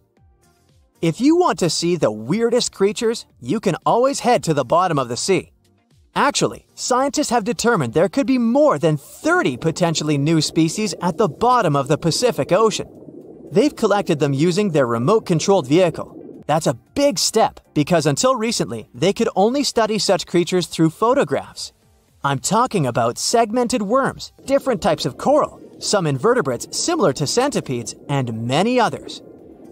But there are also many old freaky creatures that we already know about that look like they came from sci-fi movies. Red octopus, blobfish. Okay, this one kinda looks normal until you raise it to the surface. The goblin shark, Sloane's viperfish, zombie worms. Ugh. Yeah, I hear ya. Let's move on. The seafloor hides things from space too. There are traces of rare forms of plutonium and iron at the bottom of the Pacific Ocean. And what's awesome is that all this has come from space.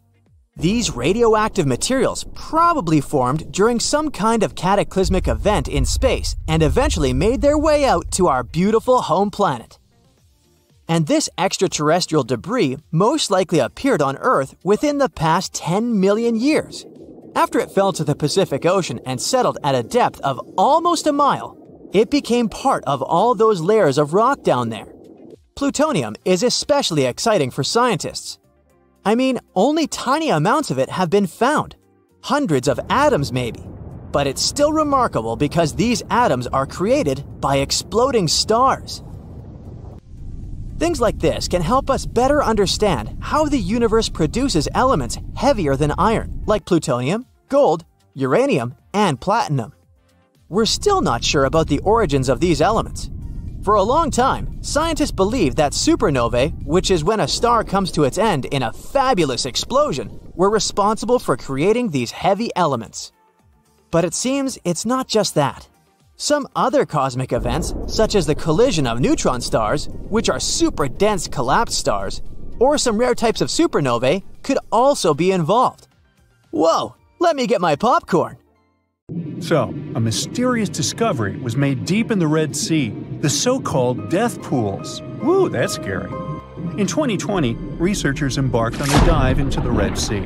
The mission spot was in the Gulf of Aqaba, between Saudi Arabia and Egypt. Near the end of their expedition, as they ventured deeper into the darkening waters, they noticed some strange seaweed floating above the seafloor.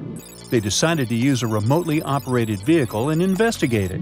Suddenly, they discovered these strange, motionless lakes of water within the sea.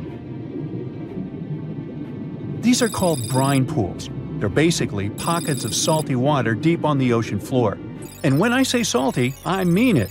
Sometimes they're up to 8 times saltier than the ocean water itself.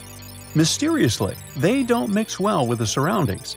They formed millions of years ago, sometime during the Miocene epoch, back when weird creatures roamed the Earth, like me, and deeply buried mineral deposits dissolved into the water.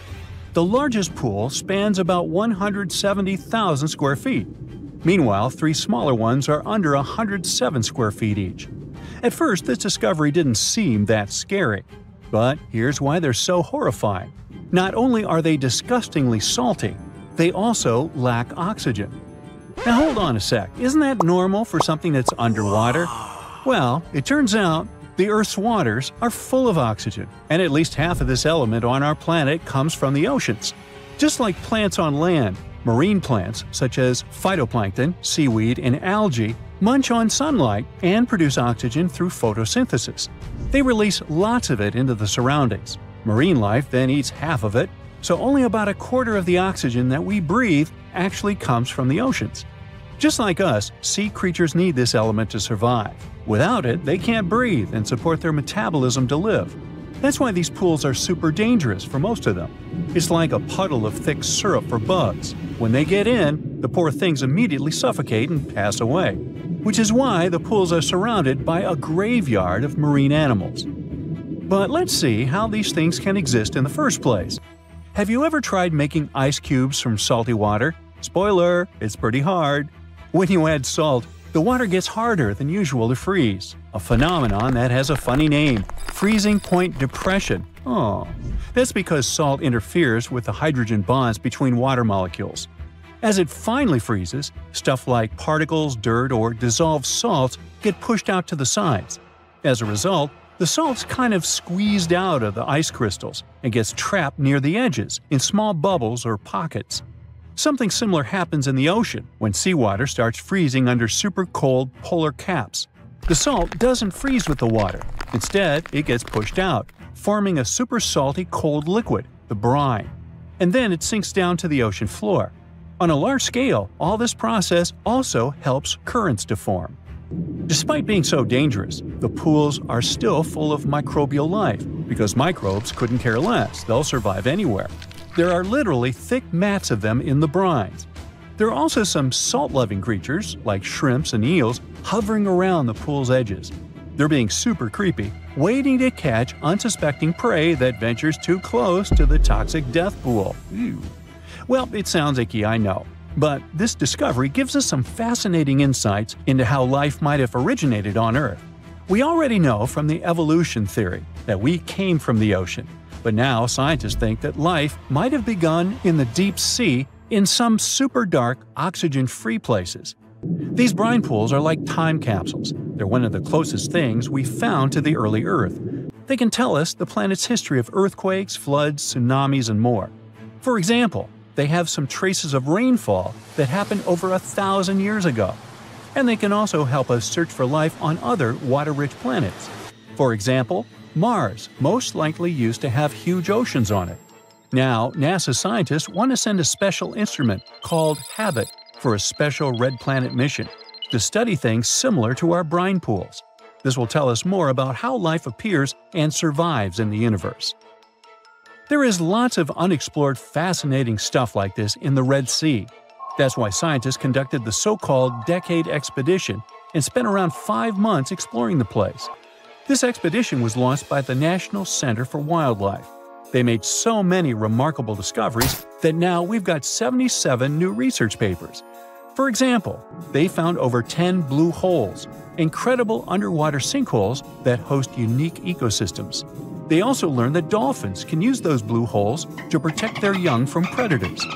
Scientists also found traces of great white sharks, a creepy community of deep-sea lanternfish living in low oxygen conditions, and even a new coral species. It's the most resilient deep-sea corals that also vive just fine without oxygen, like microbes we mentioned. Speaking of which, research also showed us some new ancient thermal vents and large blobs of microbial formations near Farasand Island. Now, can you believe that with all that, we only explored 5% of the ocean? It's divided into several layers based on depth. Each layer becomes darker and more isolated from sunlight as we go deeper. The places that no sunlight can reach are terrifying. Now, the fun, cute layer with dolphins and turtles is called the epipelagic or sunlight zone. It's so tiny, but even this layer is about 650 feet deep. Then we have the mesopelagic or twilight zone. It's the layer of mysterious octopus, shark, and other loners, which extend to about 3,000 feet down. And then the horrors begin after this one. We encounter the bathypelagic or midnight zone. It extends to 13,000 feet below the surface, about a half of Everest above you. Here we have the famous poor blobfish, squids, and anglerfish. Below it is the abyssal zone. It extends to about 20,000 feet deep. Since there's not much sunlight or oxygen, as we mentioned, most creatures here are quite small, like tube worms and shrimp. The darkness continues until we arrive at the scariest place of the planet, the place full of trenches formed by tectonic plate movements. The Hadal Zone is named after Hades, the deity of the underworld in Greek mythology. Just like Hades' realm is dark, remote, and guarded, the Hadal Zone is the deepest and most depressing part of the ocean. It starts at depths of around 20,000 feet and can go down to 36,000 feet and more. The famous Mariana Trench also belongs to this zone. Only 3 people in history have ever explored these depths in person, making it one of the least explored and most mysterious places on our planet.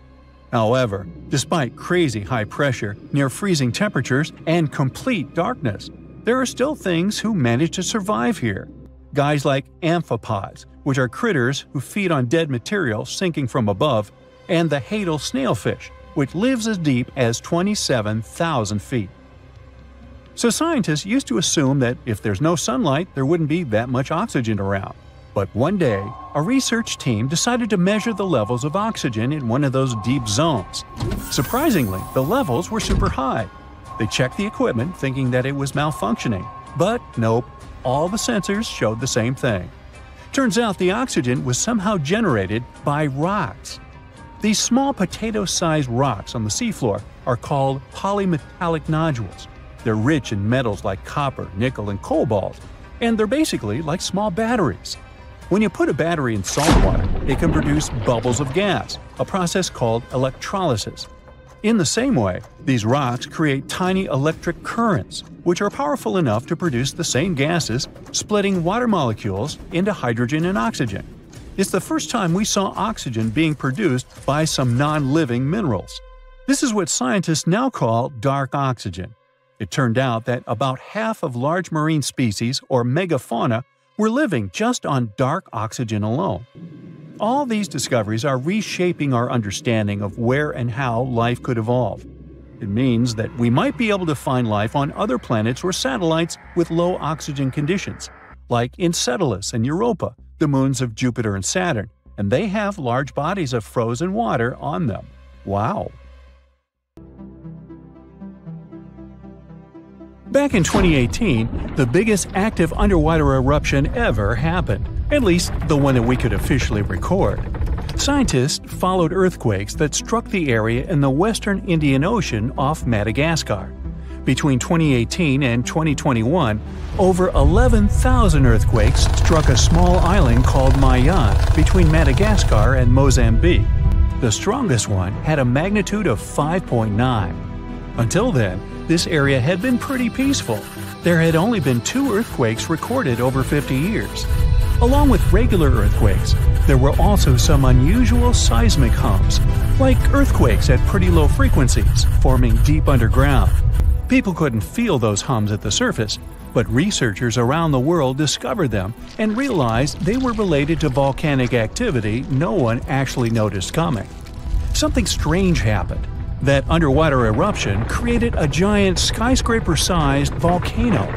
This new underwater volcano turned out to be around 1.5 times the height of One World Trade Center in New York, and almost 10 times bigger than the Statue of Liberty. The area where it appeared had been explored in 2014, but it was almost flat, peaceful, and empty back then. Now, there is an actual volcano nearly 8,500 feet below sea level.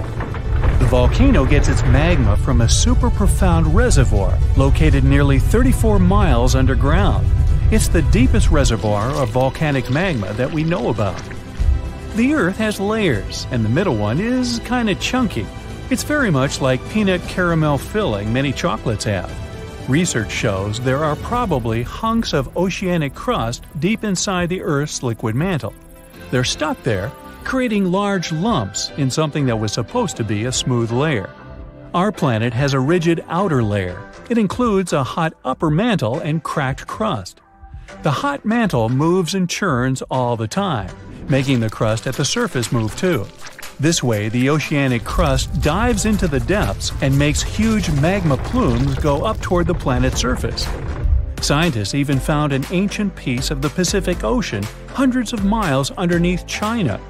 Those are the old remains of the Pacific seabed from long ago, and they were pulled downward below Earth's surface into the mantle transition zone.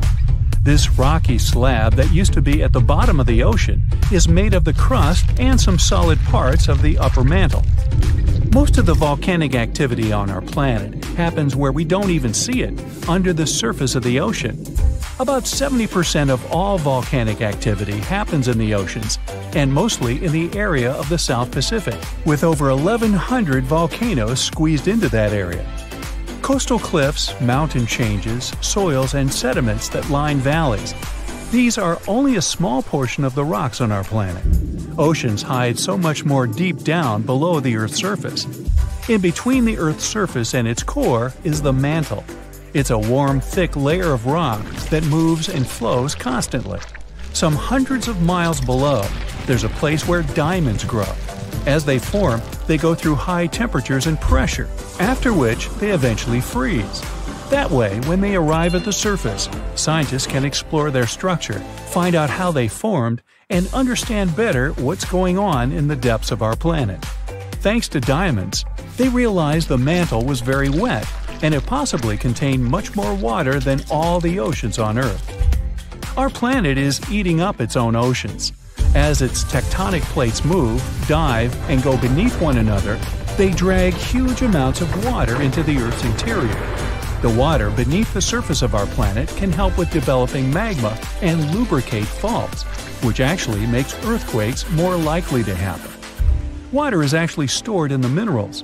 It gets incorporated into the planet's crust when new oceanic plates form. They go through the process of bending and cracking as they grind under other plates, and huge amounts of water then go deep into the crust and mantle. Scientists research an area that's 18 miles under the surface. They realize these zones pull 3 billion teragrams, which is more than 2 billion pounds. Any ocean is like a whole new world. There are incredible sceneries below the surface, magnificent waterfalls, lakes, and rivers. There are thick layers of salt beneath the seafloor, and rivers and lakes form because seawater goes through those layers and dissolves them, creating something that resembles pools. The dissolved salt makes the surrounding water denser. That water then settles there, which eventually forms underwater lakes or rivers. But there are also mountain chains, trenches, canyons. There's a canyon in the Bering Sea with more than 8,500 feet of vertical relief. This makes the Grand Canyon look way smaller than it is, since the underwater canyon is nearly 2,500 feet deeper. Deep parts of the ocean are really cold. The temperature of the water can be about 40 degrees, but at the bottom, water can get boiling hot. There are hydrothermal vents in the seafloor. Those are the hot springs located at the edges of tectonic plates. The water they release can reach a temperature of up to 750 degrees Fahrenheit, but the pressure at such depths is very intense. So intense, no human being can handle it. Still, it's the pressure that keeps the water from boiling.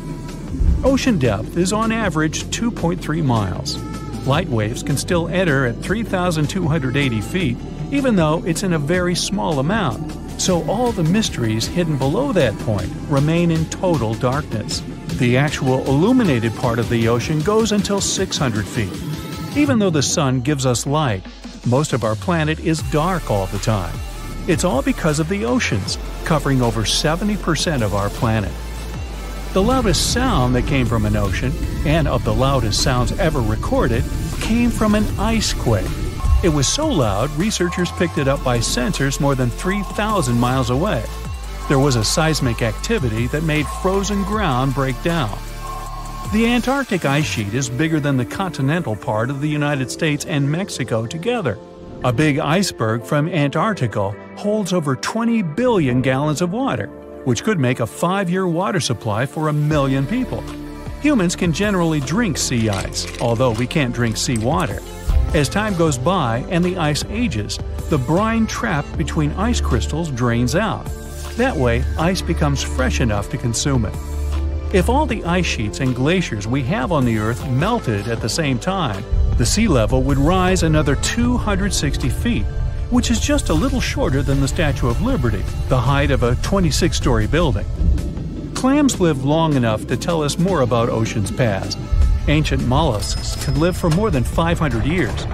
To learn more about a tree, you can use its rings to see how old it is. To learn how old a mollusk is, you can examine its rings within the shell and tell.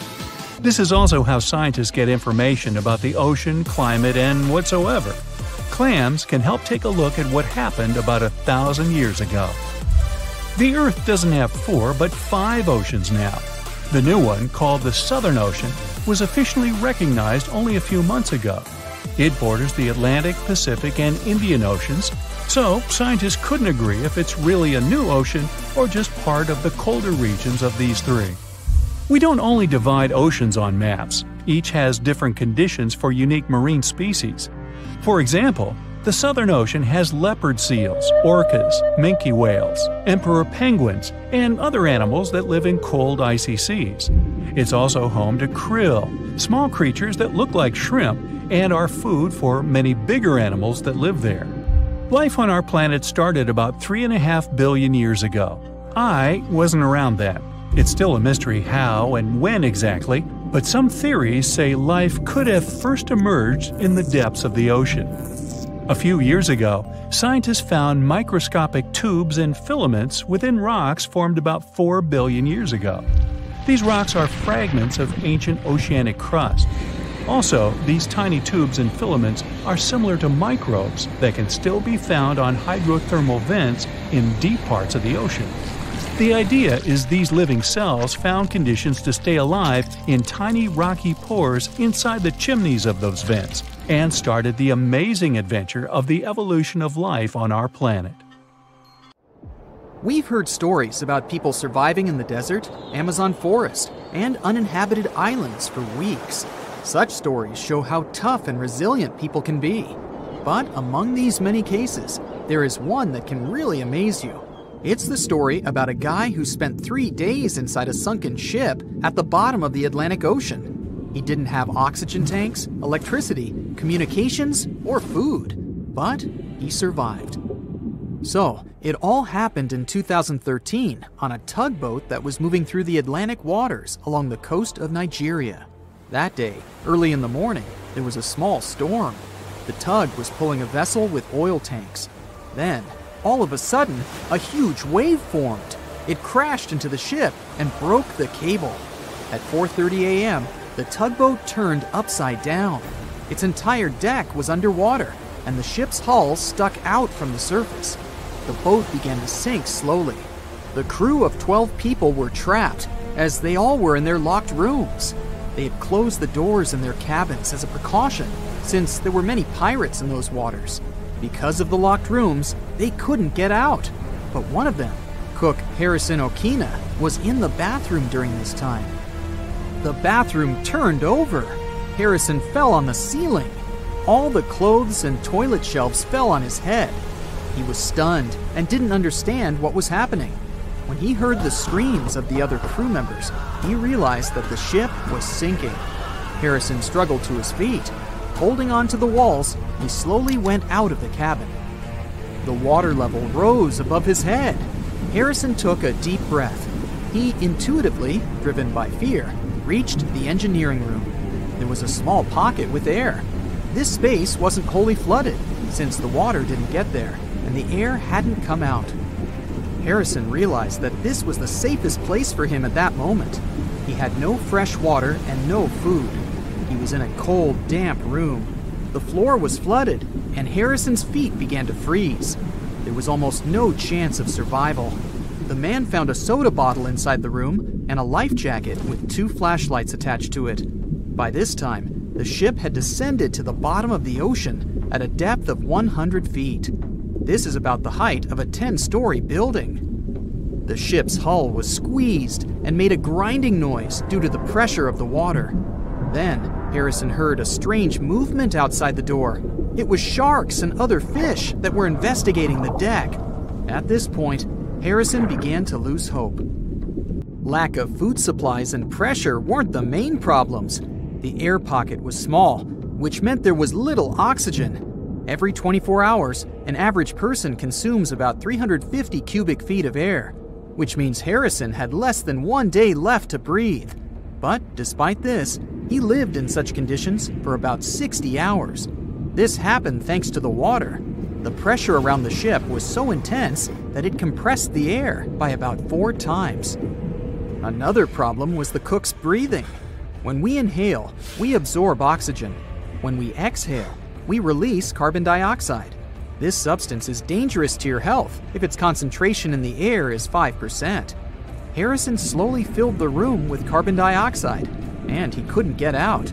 With each hour, it became harder to breathe. But here again, he was lucky. Water absorbs carbon dioxide, and Harrison moved and splashed it in different directions. Thus, unknowingly, he increased the water area and kept the carbon dioxide level below critical. But even here, his dangers were not over.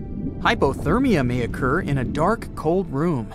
It's a condition when your body temperature drops below 95 degrees Fahrenheit. You get cold, and your perception of the world gets distorted. You don't understand where you are and what's going on. You may lose your memory and even experience terminal burrowing. This weird behavior occurs during hypothermia when a person tries to find a small shelter, even if they're in a closed room. They can even start digging the cold floor with their bare hands. At the same time, a person quickly freezes and loses consciousness within 2 hours. Harrison's room was filled from below with icy water. He wouldn't have survived in such conditions if he had stayed on the floor for several hours. But he managed to build a small platform with a mattress. This kept him slightly above the water level. With each passing hour, fear and despair more and more bound the survivor's mind. He couldn't get out for many reasons. One of them was that only a little sunlight passes to such a depth, and Harrison couldn't see it. The soda bottle was almost empty, and the flashlight stopped working. The man found himself in pitch darkness, but his salvation was close. While rescuers were searching for survivors nearby, he was thinking about his family and life. Harrison noticed rays of light through a hole in the wreckage. Divers were examining the seabed. It was the only chance to survive. Harrison came out of the air pocket and swam towards the rescuers. He was making his way through the darkness. The ray of light coming from the diver's flashlight disappeared. Harrison tried blindly to find the diver, but they were at the other end of the deck. His oxygen was running out, so Harrison decided to return. There was almost no air left in his lungs. He began to suffocate, but still got to the rescue room. The main thing was not to despair. It was his only chance for salvation. After catching his breath and replenishing the oxygen supply in his lungs, Harrison made a second attempt. He got out of the room and noticed the diver. He swam towards them with all of his might. The lifeguard didn't see Harrison, so the cook knocked on his neck from behind and grabbed his hand tightly. The diver was initially scared, but he realized a living person was in front of him. Harrison swam to his room and led the lifeguard as his oxygen ran out. You can easily find a recording from the diver's camera on the internet, where the frightened Harrison was in his rescue room during a meeting with the diver. The rescuers gave him an oxygen mask. They didn't believe there was a living person in front of them. Harrison couldn't immediately get to the surface because of the pressure. He spent about 60 hours on the seabed, so he needed to change the pressure level slowly to prevent damage to his health. Therefore, the divers put him in a decompression chamber to gradually reduce the external pressure. Then, when Harrison got out, he saw the stars. The cook thought that he had been at the bottom of the ocean all day, so he was surprised when he found out that he had been underwater for 60 hours. Also, he thought that all the crew members had forgotten about him and left the ship at the beginning. Many years have passed since then, but Harrison still has nightmares about his air room. Sometimes he wakes up in the middle of the night and tells his wife that the bed is sinking and they're now at sea. A similar case occurred in 1991 with scuba diver Michael Proudfoot. He was studying a sunken submarine off the coast of Baja California. During this dive, he accidentally broke his breathing regulator and deprived himself of oxygen reserves. Michael couldn't get to the surface because he was too deep. He wouldn't have had enough air in his lungs. Fortunately, the diver found an air pocket inside the ship. He swam there and waited for rescuers. For 2 days, he was underwater in complete darkness. he ate raw sea urchins and drank a small amount of warm water from a found pot. Fortunately, rescuers found him. Michael Proudfoot got out of the trap and stayed alive. The Belize Blue Hole is one of the largest and most famous sea holes in the world. A sea hole is a cave that was once flooded by rising waters and then collapsed on itself. Most of them appeared around 10,000 years ago at the end of the last Great Ice Age. You know it's simple to enter the Great Blue Hole, but only on the surface. The deeper you go, the more complicated it becomes. Going down to the very bottom requires exceptional diving skills, and only experienced divers are allowed to sneak a peek at the inside of the sea hole. Unfortunately, scientists are sure that the Great Blue Hole is going to disappear at some point. Every day, new waterfalls of sand fall into it. This sand gradually fills the hole, and the process will go on until there's nothing left. But in 2012, this place was ranked number 1 on the list of the 10 most amazing places on Earth. That's why you decide not to waste any time. You set off on a journey to explore the very bottom of the mysterious Great Blue Hole. First, you travel by boat. Your destination is just off the coast of Belize. At one point, you notice an atoll. It's called Lighthouse Reef. It surrounds a large pool of dark blue water. It means you've reached your destination. The Great Blue Hole is about 1,000 feet across and more than 400 feet deep. Now, usually people can withstand 3 to 4 atmospheres of pressure without experiencing any problems with health. It means that you can submerge to the depth of 130 to 140 feet and still feel okay. But the Great Blue is way deeper. That's why you've come prepared. A special bulky pressure suit will protect you from whatever you might encounter during your descent. Designed for very deep dives, it can allow you to reach the depth of 2,000 feet. Not that the Great Blue Hole is so deep, but you never know. As you begin your descent, you notice that the crystalline water around you, that seemed dark at first, starts getting clearer. It gives you an impressive view. It looks as if the Great Hole doesn't have a bottom. While slowly sinking under the weight of your pressure suit, you notice all kinds of marine life. Here is a massive grouper, and that creature, isn't that the iconic hammerhead shark? Soon, you find there are lots of different shark species dwelling in the Great Blue. They're large Caribbean reef sharks, docile nurse sharks, smart and dangerous bull sharks. You can even spot some curious blacktip sharks. Luckily, they don't pay any attention to you. You also come across large turtles and beautiful giant corals. You pass by several ledges at a depth of 70 feet and 160 feet. There must be one more ledge at an impressive depth of 300 feet, but you haven't got so deep yet. The ledges confirm the hole's origin as an old limestone formation that appeared on land. After that, rises in sea level turn the place into a deep blue hole. The deeper you descend, the darker it becomes. Once you reach a depth of 50 feet, you notice the water shimmer. That's the invisible line dividing the sinkhole's salty top from the freshwater abyss. You notice a white layer of calcium carbonate at a depth of 290 feet. Once, there was a colossal coral reef there. It grew in the shallow, at that time, waters of the Caribbean. A bit deeper than that, at 300 feet underwater, you see something strange. But at that moment, you don't know yet how lethal your find is. This is a layer of hydrogen sulfide. It's spanning across the entire sinkhole like a thick floating blanket. The water around you and deeper becomes very dark. You can hardly see anything. But the worst thing? There's not a drop of oxygen here. On the surface, hydrogen sulfide is a colorless gas that smells like rotten eggs. It's flammable, corrosive, and toxic. No oxygen can get through its layer. Luckily, you don't need to worry about this. You brought your own, thanks to your suit. Suddenly, you spot something deeply unsettling. Hundreds and thousands of conch shells. Soon, you realize what happened here. Unsuspecting conchs were traveling too close to the edge of the Great Blue Hole. At some point, they lost their footing and fell into the abyss. They couldn't escape. The walls were too steep to climb. You can see tiny tracks leading back up the hill, then slide marks going back down. Unfortunately, no creature could survive down there without oxygen. You don't feel like lingering near the field of empty shells and go deeper. Soon, you see a berm of sand. A pointed ridgeline is running along the sides of the hole, but you're at a depth of 320 feet, and the Great Blue is 400 feet deep. You realize this 100-foot-tall berm has formed where sand pours into the blue hole from the edges far above.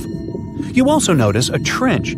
It stretches across most of the length of the sinkhole, but one of the hole's corners is already full of sand. It reaches the top of the berm.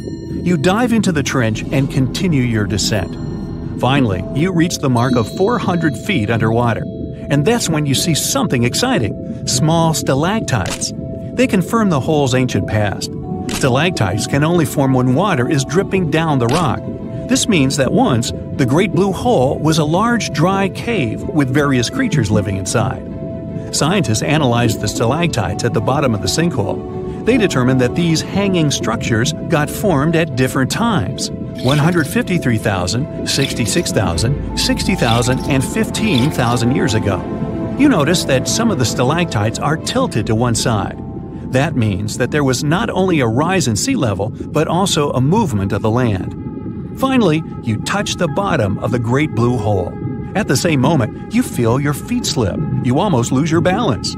That's because the seabed is covered with a thick layer of silt. It's a record of hurricanes and storms, followed by long periods of droughts that happened in the past. You look around, and what you've been searching for is right in front of you.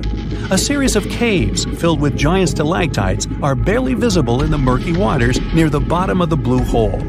These caves appeared hundreds of thousands of years ago. They were carved in solid rock by water filtering through them. This water also created huge columns of stalactites and stalagmites.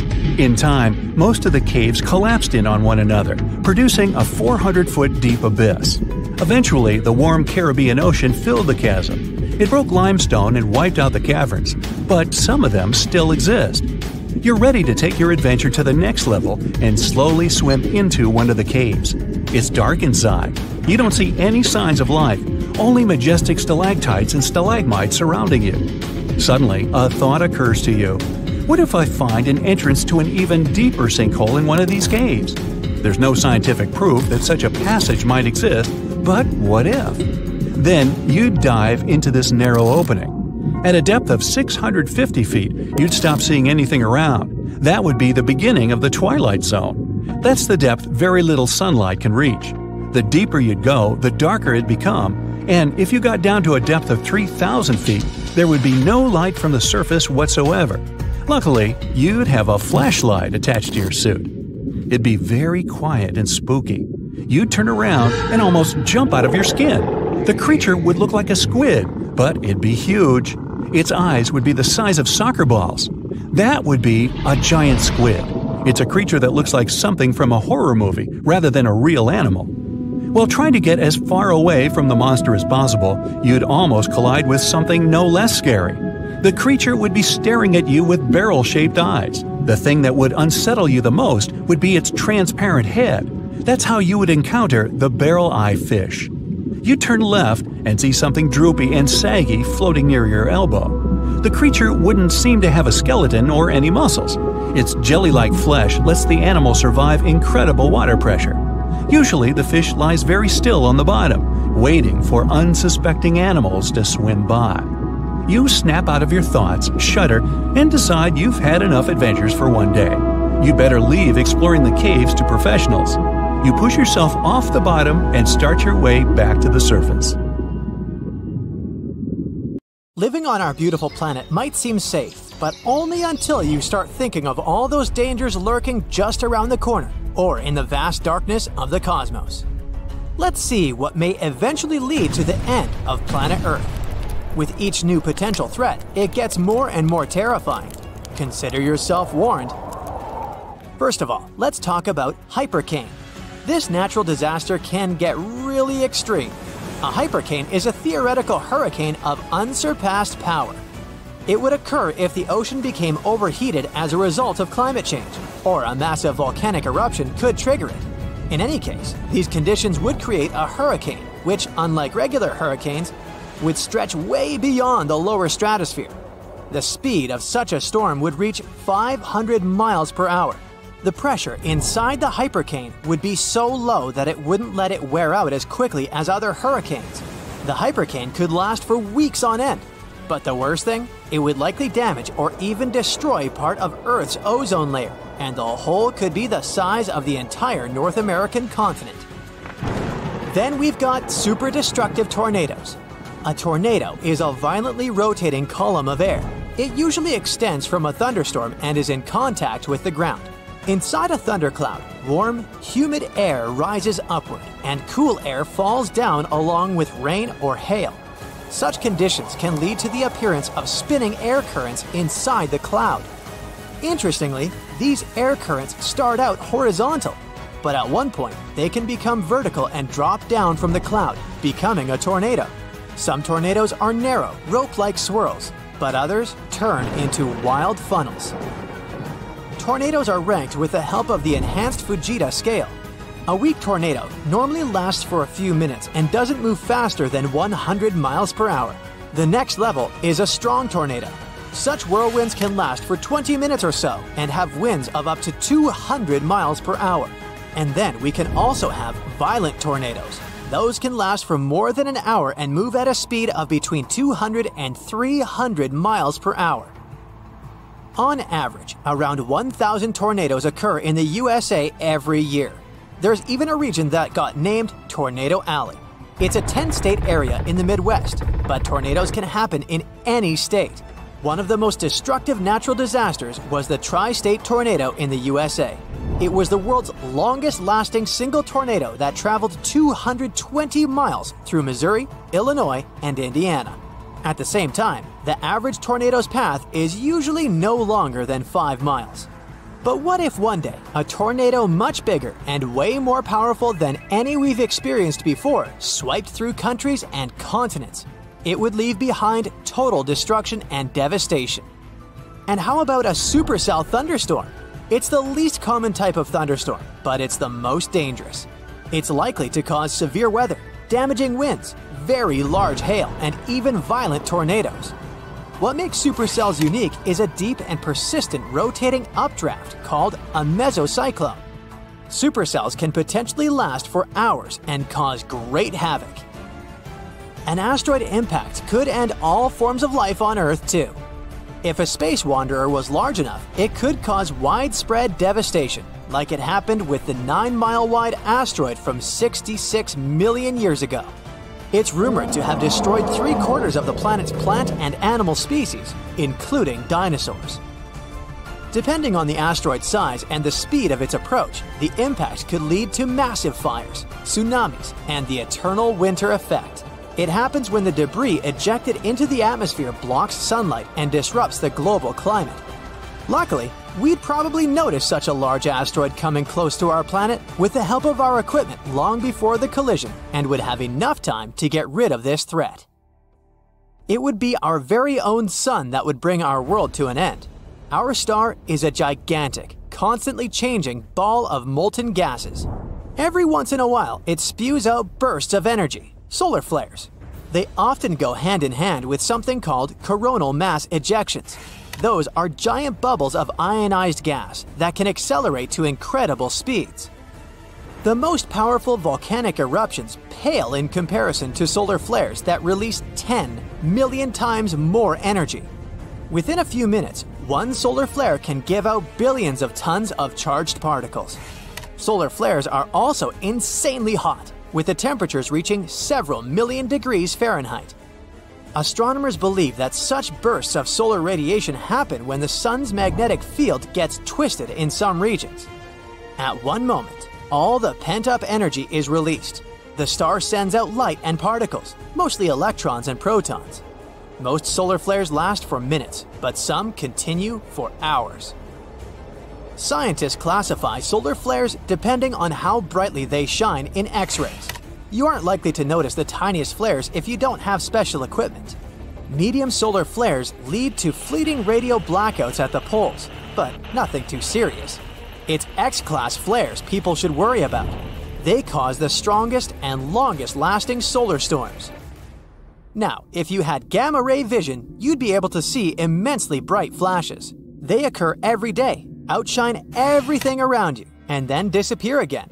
Those flashes are gamma-ray bursts. One of them could wipe out Earth's atmosphere. The flash that might ruin our planet would most probably be born in a faraway galaxy during a merge of two collapsing stars. It would be immensely powerful and super bright. Still 1,000 light years from Earth, it'd already shine as bright as the sun. Our planet's atmosphere would try to protect us, but its natural shield wouldn't last.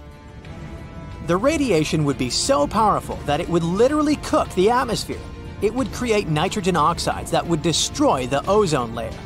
Without this layer, ultraviolet rays coming from the sun would be hitting Earth's surface at full force. They would wipe out tiny plankton in the ocean. But these plankton produce from 50 to 70% of all oxygen in the world.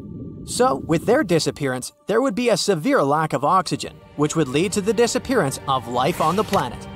In the end, the heat and ultraviolet light coming from the sun would turn the planet into a huge chunk of rock. And what if we came across a wandering black hole? You might know that a black hole is a region in space where gravity is so powerful that not even light can escape its clutches. Luckily, the nearest to us black hole is 1,500 light years away. It seems that we have nothing to worry about until we learn about wandering black holes. Now, things definitely get way creepier. If such a black hole entered the solar system, Earth would be doomed. We wouldn't stand a chance against this space monster. In 2020, 13 wandering black holes were spotted not so far away from our planet. But not far away in space terms means around 1 billion light years away, so we've got some time left. Plus, the possibility of such a disaster is very, very low. One day, a rogue planet might push Earth out of the habitable zone and into an extreme orbit farther from the sun. Then the climate all over the planet would start getting colder and colder. Don't forget that the farther our planet is from the sun, the weaker the star's gravitational pull on our planet is. In the end, our beautiful Earth would get too far away from its main source of light and heat. It would turn into a lifeless piece of rock covered with a thick layer of ice. Or the sun might expand and turn into a red giant. If it happened, it would change the entire habitable zone of our solar system. The disaster would start with our star running out of hydrogen in its core. This would trigger a chain of reactions, which would eventually lead to the core of the sun heating up and getting denser. As a result, the sun would get way larger than it is now. During this transformation, the sun would swallow Venus, Mercury, and Earth. In 2012, a scientific expedition to Antarctica was nearing a groundbreaking discovery. After drilling 2 miles into the thick ice, scientists were just inches away from reaching water that hadn't seen sunlight in 20 million years. This pristine water, untouched by the outside world for millennia, could hold unimaginable secrets about the past and the history of life on Earth. But as they neared the water's surface, communication with the team suddenly went dark. 5 days later, 2 of the scientists were found dead, and the official report stated their deaths were caused by hypothermia. However, there was a witness who suggested that the story was far more complicated than it appeared. Antarctica is unique in many ways. It is not owned by any country, and the laws governing its land and research are controlled by the Antarctic Treaty, which heavily regulates access to the continent. Visitors are restricted to specific zones, and they are required to be accompanied by an approved escort to ensure they don't stray into areas that are off limits. While these regulations are presented as measures to protect the fragile environment of Antarctica, many insiders believe there is another, far more sinister reason for the strict control. Something dangerous and far-reaching lies buried beneath the ice. In February 2021, a chilling image appeared on the paranormal board of 4chan. A user posted a screenshot of Google Maps showing a bizarre shape in the frozen landscape, what appeared to be a massive spider-like creature. At first, people dismissed it as a hoax, a product of imagination or digital manipulation. However, things took a strange turn when Anton, the son of a former Navy lieutenant who had been stationed at McMurdo Base in the 1990s, posted photographs of his father's military memorabilia. His father, Joe, had uncovered strange and disturbing occurrences in Antarctica, especially in a restricted zone to the east of McMurdo. Joe had attempted to inquire about the area, but he was met with resistance and told that the information was classified. Anton revealed the coordinates of the location, which, when checked on Google Earth, displayed blurred images. Joe's first night at McMurdo was marked by a mysterious event that would haunt him for years. Soldiers arrived at the base carrying a man who was critically injured. The injuries were too precise, too unnatural for a simple animal attack, and the soldier who brought him in was in a panic. The soldier muttered something about releasing something we shouldn't have. When Joe pressed for more information, he was met with hostility, and a gun was pointed at him.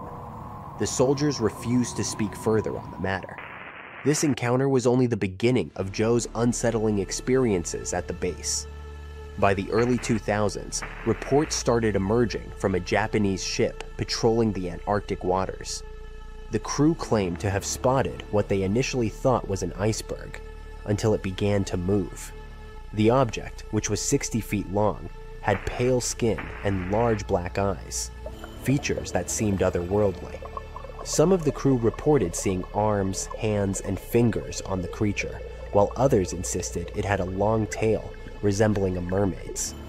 This mysterious creature, later dubbed Nanon, would occasionally surface to observe the ships before vanishing again into the icy depths. In 2007, a satellite image surfaced, showing something large moving beneath the water near the Antarctic coastline. Cryptozoologists and conspiracy theorists alike were quick to speculate that this could be an intelligent species, long hidden from humanity in the frigid, dark depths of the Arctic oceans. Some even suggested that it might be the product of a secret, sinister genetic experiment, a hybrid of whale DNA and human genetics, designed to create a creature with abilities far beyond anything nature had intended. As Joe continued his investigation at McMurdo, he began to notice an increasing number of soldiers arriving with strange, precise injuries. These wounds, too perfect to be the result of animal attacks, were attributed to encounters with creatures known as striders. The striders were massive, terrifying entities capable of leaping across the icy terrain in incredible bounds. As Joe dug deeper into classified files, he discovered links between Antarctica and secret military operations. It appeared that the striders were part of a covert project that involved breeding super predators, creatures designed to carry out specific, highly dangerous missions, including human trafficking. The secret research facilities that Joe uncovered were breeding these creatures in hidden laboratories deep beneath the ice. Joe's investigation revealed that the goal of this breeding program was not just to create a terrifying monster, but to use it as a tool for trafficking humans across borders. He uncovered evidence of a global human trafficking network, with shipments of people being sent to various parts of the world. This secret operation, which had connections to powerful governments and organizations, was operating under the radar, its full scope hidden from the public eye. In 2017, researchers studying Lake Vostok, one of the largest subglacial lakes in Antarctica, discovered DNA samples that suggested the presence of a life form with intelligence far beyond that of any known species. The creature, known as Organism 46b, was captured temporarily by a Russian research team, and its abilities were nothing short of astonishing. The creature could disable security systems and even change its shape, adapting to its surroundings. This was not just an ancient predator. It had evolved into something far more dangerous than anyone could have imagined. The official Russian report, which claimed the research was focused on studying bacteria, failed to mention the true nature of the creature. Later, the records were erased, and any trace of the creature was scrubbed from the official record. But Joe's investigation didn't end there. His quest for the truth led him to a hidden journal that described the Striders' terrifying abilities in even greater detail. As Joe pieced together the information, he uncovered evidence of a secret alliance between the US, China, and Chile, working together to create a monstrous army of these creatures. The Striders were designed for very specific missions, including targeted human trafficking. Joe's investigation revealed that this network of operations extended far beyond Antarctica, connecting secret laboratories, military bases, and underground tunnels that span the globe. After Joe's untimely death, his son Anton discovered his father's old computer, filled with files that could expose the truth. Anton began the long process of recovering the lost data, but he quickly learned that others who had tried to reveal the secrets of Antarctica's hidden operations had been silenced. Anton's final post was a desperate plea for help, but just days later, he vanished without a trace. The government has since scrubbed all images and data related to these discoveries, but many believe that the dark network of creatures and secret operations still exists beneath the ice, its reach extending into every corner of the world. The full extent of what lies beneath Antarctica's frozen surface may never be fully understood. Some believe that there are forces at play far beyond human comprehension, hidden in the cold depths of the continent. Whether these creatures are the result of nature, genetic experimentation, or something else entirely, one thing is certain: the mysteries of Antarctica are far from solved, and the truth may be far more terrifying than we could ever imagine.